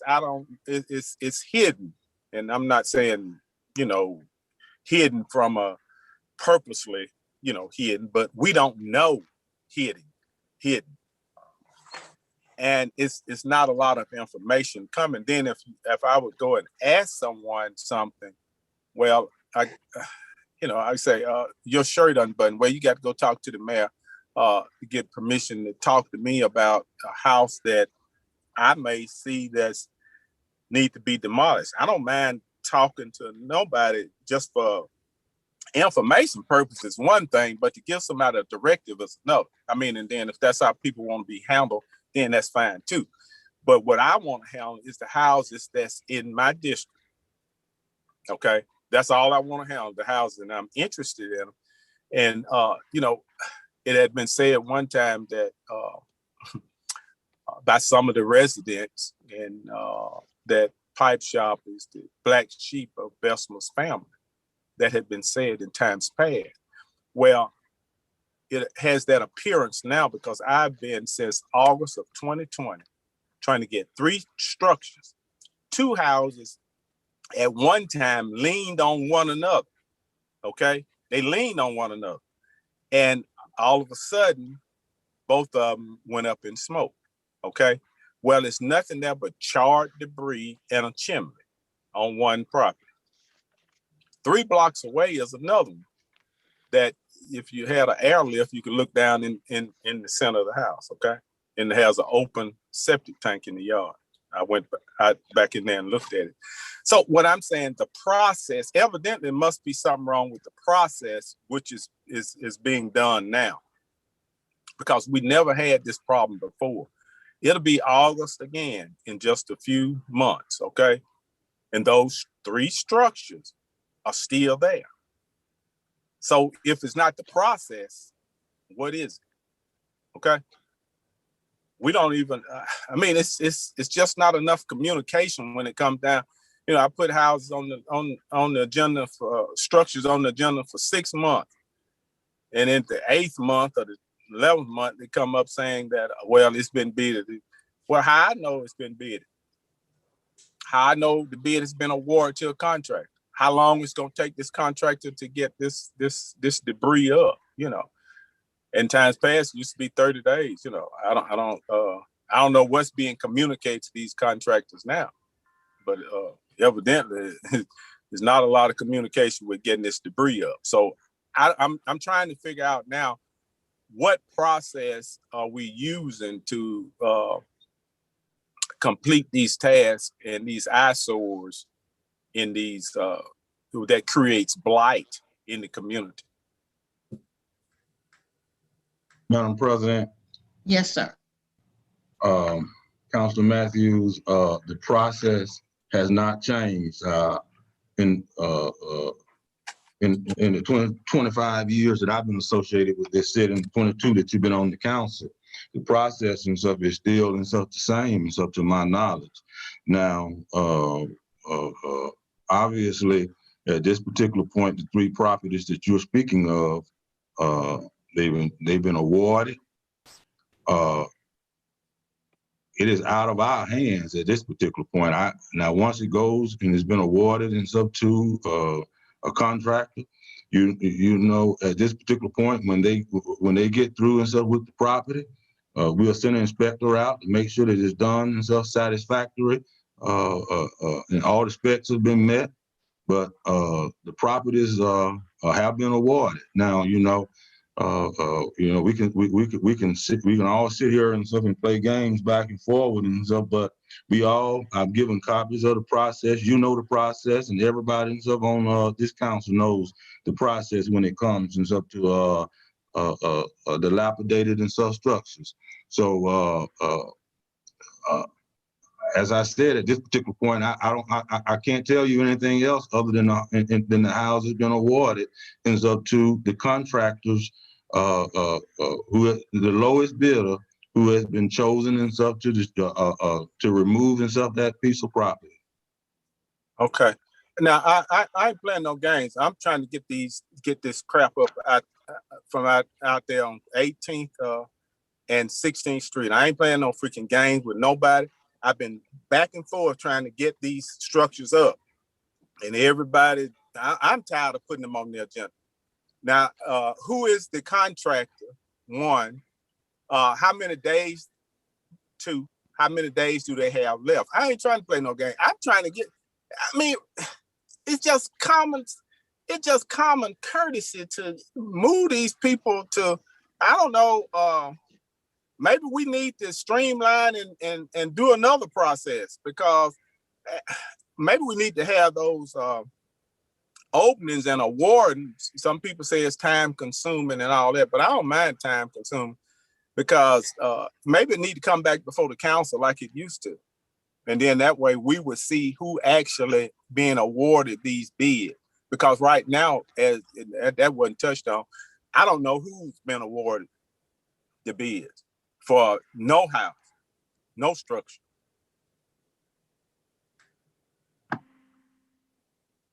There's a whole family met on 16th Street just a couple of days ago, well, a couple of weeks ago, and they have relatives in this house that's a little, that somebody lived next door to these structures. I know where everybody here live. I don't think nobody here have a dilapidated structure sitting next to their house. And if you do, you need to report it. And if you do, you're probably tired of it. So it just needs to be some action taken on whatever house. I don't care what this is in. They need to be especially burned. Nobody want to be smelling all that stuff. Madam Chair. Councilor Matthews, I agree with you 100%. Obviously, I don't play games and stuff either, and I wouldn't play games with a citizen in a burned piece of property next to them. The process is the process. Now, I'd be more than happy to sit down with entire council, the attorneys. Obviously,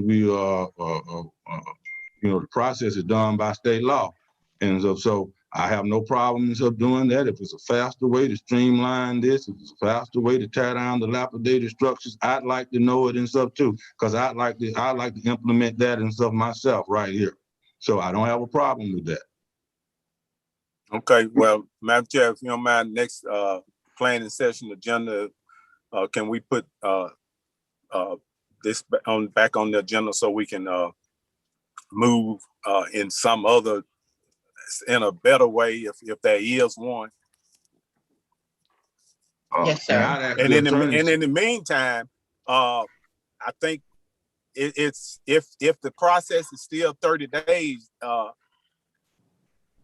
guess if you don't mind, will you get some clarity from Mr. Harmon to see if he can give us the deadline when those properties will be cleared? At first it was March. I mean, that's what he said, at our meeting, and I wrote it down and I remember it too.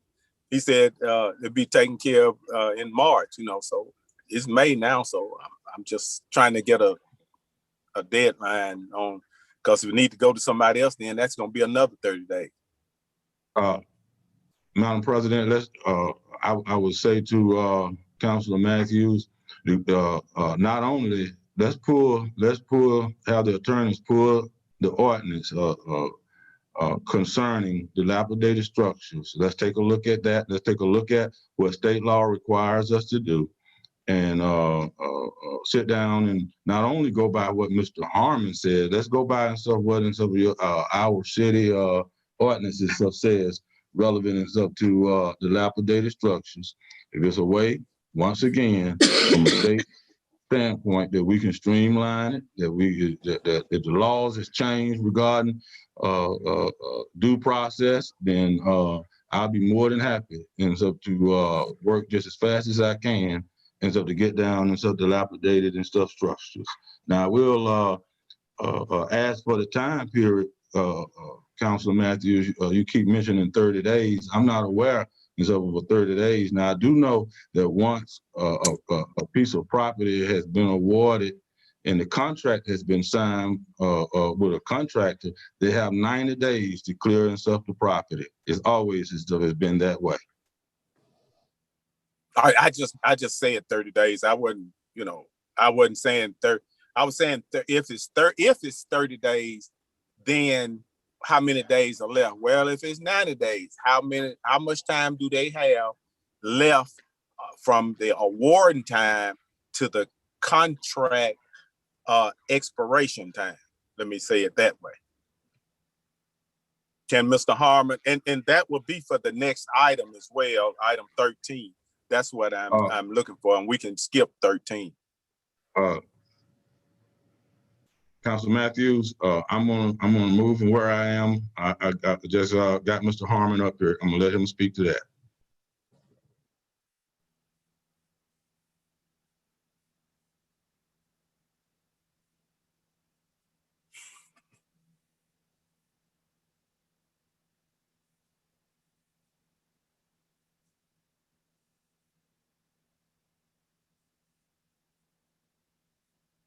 Good morning, Mayor, Council.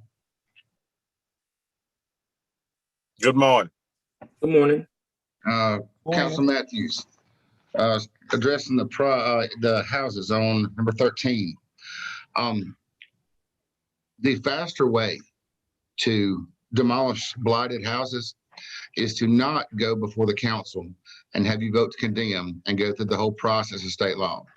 The faster way is to run a title search on the property, obtain every owner with interest in that property, have them sign permission for the property to be demolished and move forward. That's what we've done on this. This is the absolute fastest way to do this. It would be taking much longer had it to go before the entire judicial process of state law. The owner's permission is the faster way. Now, on these three properties, along with the other 20 some odd, they were awarded by public bid to the lowest bidder on April the 7th. All right. Now, the contracts are drawn up after that, given to the contractors. Now, in order to come back to the building department and get a demolition permit to crank the equipment and start demolishing, they have to go to Jefferson County Environmental Services, cap the sewers, bring a receipt from them back to the building department saying the sewers have been capped. You can't leave an open sanitary sewer. In turn, they have to go also Jefferson County to the Air and Radiation and Biddits Division. They have to go out and look at the property and find out in the demolition process what kind of pollutants are going to be airborne and affect the neighboring citizens. Once they sign off on that, the contractor brings that back to the building department. The reason they don't have signed contracts yet is they haven't brought back these items from the county yet. Now, I'm told the county's backed up. I don't know that for a fact. I don't deal with the county. But to answer your question, how many days are left on this 90 days? The contracts haven't been executed by the city yet. There are 90 days after that's going to be signed because we don't have everything back yet. But again, like the mayor said, it's out of our control. Every step that the city takes has been done. The contracts have been issued. The contractors can come in right now after this meeting and bring in every piece of paper they've got, and we'll issue them permits. But we are fined. The city is fined by Jefferson County, specifically Air and Radiation Division, $5,000 per structure if we issue a demolition permit without that receipt from them. I can't put the city in that position. Madam Chair. Yes, sir. I didn't ask you to put the position. I'm gonna go backwards. I didn't ask you to put the city in that position. I was trying to see if we, and that's what I meant by being proactive. If all of this had been explained, especially the radiation part, I knew that the other part of it. But if we had been told that these steps had not been taken, I mean, it could have saved a whole lot of ink, if these steps had not been taken when they supposed to have been, and that the county is backed up, So I'm just saying the residents that lives near and dear to these properties are getting itchy. And me, in my mind, and I know they have to go and see, but I don't think sewers were connected to these three properties. I mean, but I know they got to go and prove it, make sure that no taps are out there and cap it off. But I still welcome to talk about this at our next planning session. And thank you. And Madam Chair, we will not need to, since we're going to deal with it at the next planning session, you can delete, we can just skip over item 13. And thank you, Mr. Harmon. Thank you all. Item number 14, Ms. Taylor. 14 is a discussion on District 1 through 7 issues. District 1. Yes, ma'am, Madam President. If the council and mayor could get together and like I said, this is just a suggestion that we could possibly think about letting some of our officers who have more than 2 years on the force, possibly, doing some take-home cars to try to, show them, that we're trying to do some until we deal with the issue of the money situation, or even if we have the money to do raises, at least we just, trying to show them that we, are trying from the city level, city government level. So if you would, put this on planning session for we can discuss this, maybe we can get some more numbers in from the mayor's office, and we can sit down and discuss it at the next planning session. And I'll keep sending everything to terrain. Okay, so let me get some understanding, Councilor Collier. You want on the agenda take home cards for all employees? No, ma'am. Police department only. For all employees of the police department? Police officers, yes, ma'am. I didn't say all employees, just police officers only. Police officers to take cars home to? To see can we afford it to do it, with some guidelines attached to it also. To see if it's doable. A discussion on to see if it's even doable. Okay, a discussion. Our next planning session will be in June. Madam Chair. Yes, ma'am, Councilor Crusoe. Can I just ask a question? I'm trying to get an understanding of Councilor Collier, if you don't mind. Go ahead. Is it okay, Madam Chair? Yes, ma'am, go ahead. Councilor Collier, I guess for clarity on what you're stating, are you saying for all police officers, or are we talking about the lieutenants? I mean, the ones who. Okay, go ahead. I'll let you finish. Yeah, because most of the ranked officers already have take-home vehicles. So at what point or on what level do we cut it off as to who's entitled to a take-home car? I mean, I'm trying to help. You probably didn't hear me. I said, 2 years or more. Officers who had 2 years or more, even officers who had a year or more. Once they had at least a year with the city, they can be entitled to take home with some stipulations going with it. Yeah. So you asked me about the lieutenants, and then I stated, about the officers who don't have take-home cars. We know the lieutenants have take-home cars, but this is for the officers who don't have take-home cars. Maybe this right here can be a situation, you know, whether it help the officers out, you know, to keep them, you know, employed with the city of Bessemer. Are we trying to help them with the gas situation? Is that what we're trying to help them? We're trying to help them in every way we can. I'm saying right now, we hadn't had a discussion on the money situation, which we I guess we're planning to do. But right now, this is something that we could do, you know, possibly fairly quickly if we sit down and discuss if it can be done or if it can be done. Yes, sir. I mean, Madam Chair. it's a great bit of. I was still talking. I mean, I don't know. One moment, Councilor Matthews. Go ahead, Councilor Crusoe, if we can hold it and just discuss this on the second meeting in June. If you can just write all your questions down, and I will place it on the agenda. Sure. For the second meeting in June, Councilor Collier, and Yes, that's gonna take a bit of time. So I will place that on the meeting for June. Is there anything else, Councilor Collier? No, ma'am. I keep forwarding everything to Terrain. Thank you so much. District 2.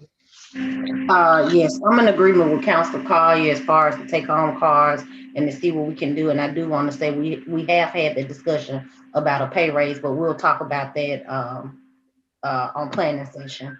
Also, 1051 17th Street North, Bessemer, the demolition process. I've been getting calls, the house is burnt down, being condemned. Just want to know where we at in that process as far as that address.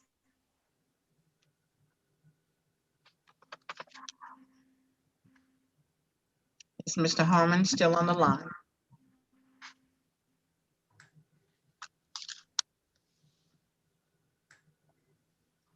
Councilor Alexander, will you? Madam President, Yes, sir. we'll have to check that information and get back with Councilor Alexander. We wouldn't Okay. have that. We wouldn't have that off the top of our head right here. Okay. I was going to suggest, Councilor Alexander, that you after this meeting was over, you follow up with an email so that you won't forget that property. District 4. I'll continue to send mine through the mayor's office to Terrain. Thank you. District 5. I'll continue sending to Terrain. Thank you. District 6. District 6. No, nothing. District 6. District 6. Yeah, I have something, but it'll be taken to the next month. Thank you. District 7. Thank you, Madam Chair. I have several different properties here in District 7 that I have forwarded concerning demolition, as well as far as in with burn properties. In the event that some of these properties are being burned, some insured, some with a lack of insurance, I guess we'll discuss that a little further as far as with the demolition process when we have our next planning session. But I want to go ahead and report these addresses to the mayor's office for District 7. And this first one that I'm providing, I know that it has been reported numerous times, and we didn't have to identify the owner of this property. This owner gave the city permission to demolish this house, and this address is 1704 Dartmouth Avenue. We have a burned structure at 622 Owing Avenue. That's what I made mention of in our last meeting. Also, we have a burned structure at 427 Owing Avenue.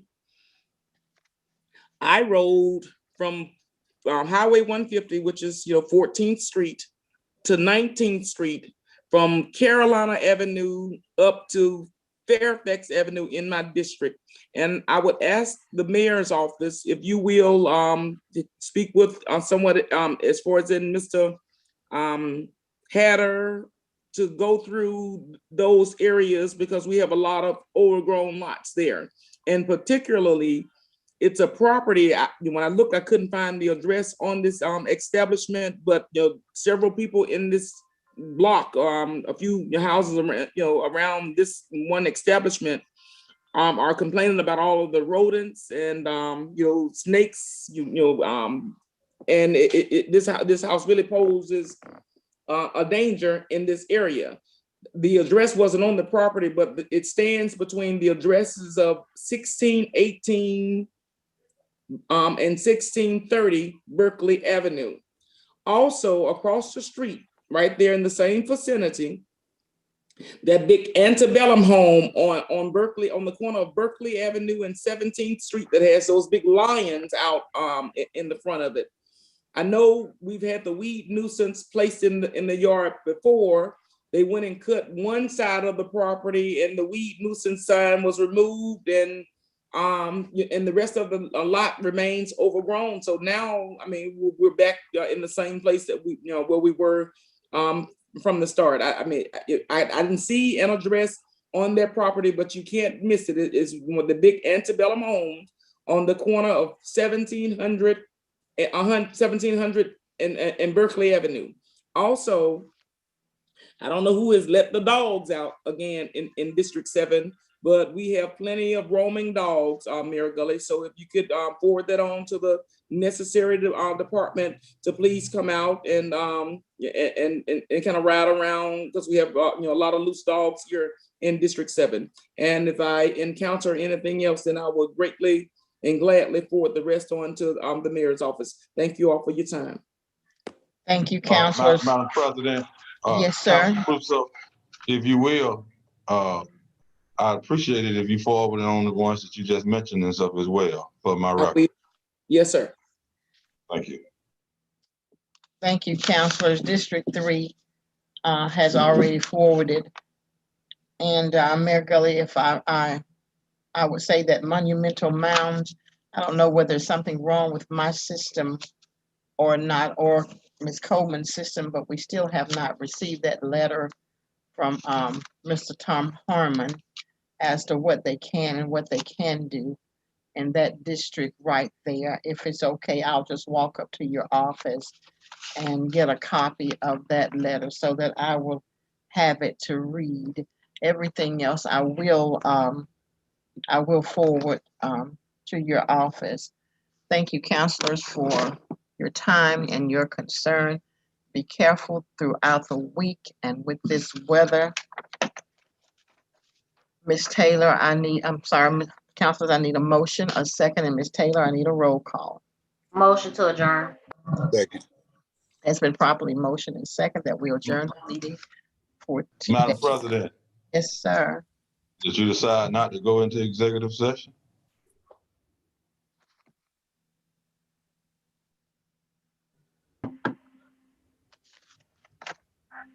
Do we have a quorum to go into executive session? Ms. Taylor, do we have a quorum? Yes, you do. Okay. Excuse me, Madam Chair. Yes, ma'am. Can we take this up next council meeting and just go into executive session? That way I can get the paperwork that the young lady was trying to give to produce to the council. Yes, ma'am. I would suggest that you get that paperwork so that we'll have it in front of us. Yes, ma'am, because I don't want to be misunderstood or say something that misrepresented. Right. If you would get that paperwork, and we'll go into council session, executive session, our next meeting. Thank you, Mayor, for reminding me of that. Madam Chair. Yes, sir. Can we just go into executive session just to make sure we have the young lady's name correct? If only that, that way the attorneys can already start pulling their paperwork if need to be too. No, sir, we'll all have that paperwork at the same time. And as soon as Councilor Alexander gets that paperwork, she will in turn forward it to Attorney Payton and Attorney Harris. Yes, ma'am, I will. Thank we don't you. know We don't know the young lady's name. I'm sure the young lady's name is known by Councilor Alexander, but I would rather, as Attorney Payton said, go into executive session. And as soon as she gets that paperwork and get it to Attorney Payton and to Attorney Harris, and the body will go into executive session, Councilor Collier. It has been properly moved and second that we will adjourn the meeting for today. Roll call, Ms. Taylor. Counselor Alexander, Aye. Counselor Collier, Aye. Counselor Crusoe, Counselor Marshall, Counselor Thigpen, Aye. Counselor Matthews, Counselor Donald. Aye. 5 ayes, no nays, the motion carries. I'll have a great week now.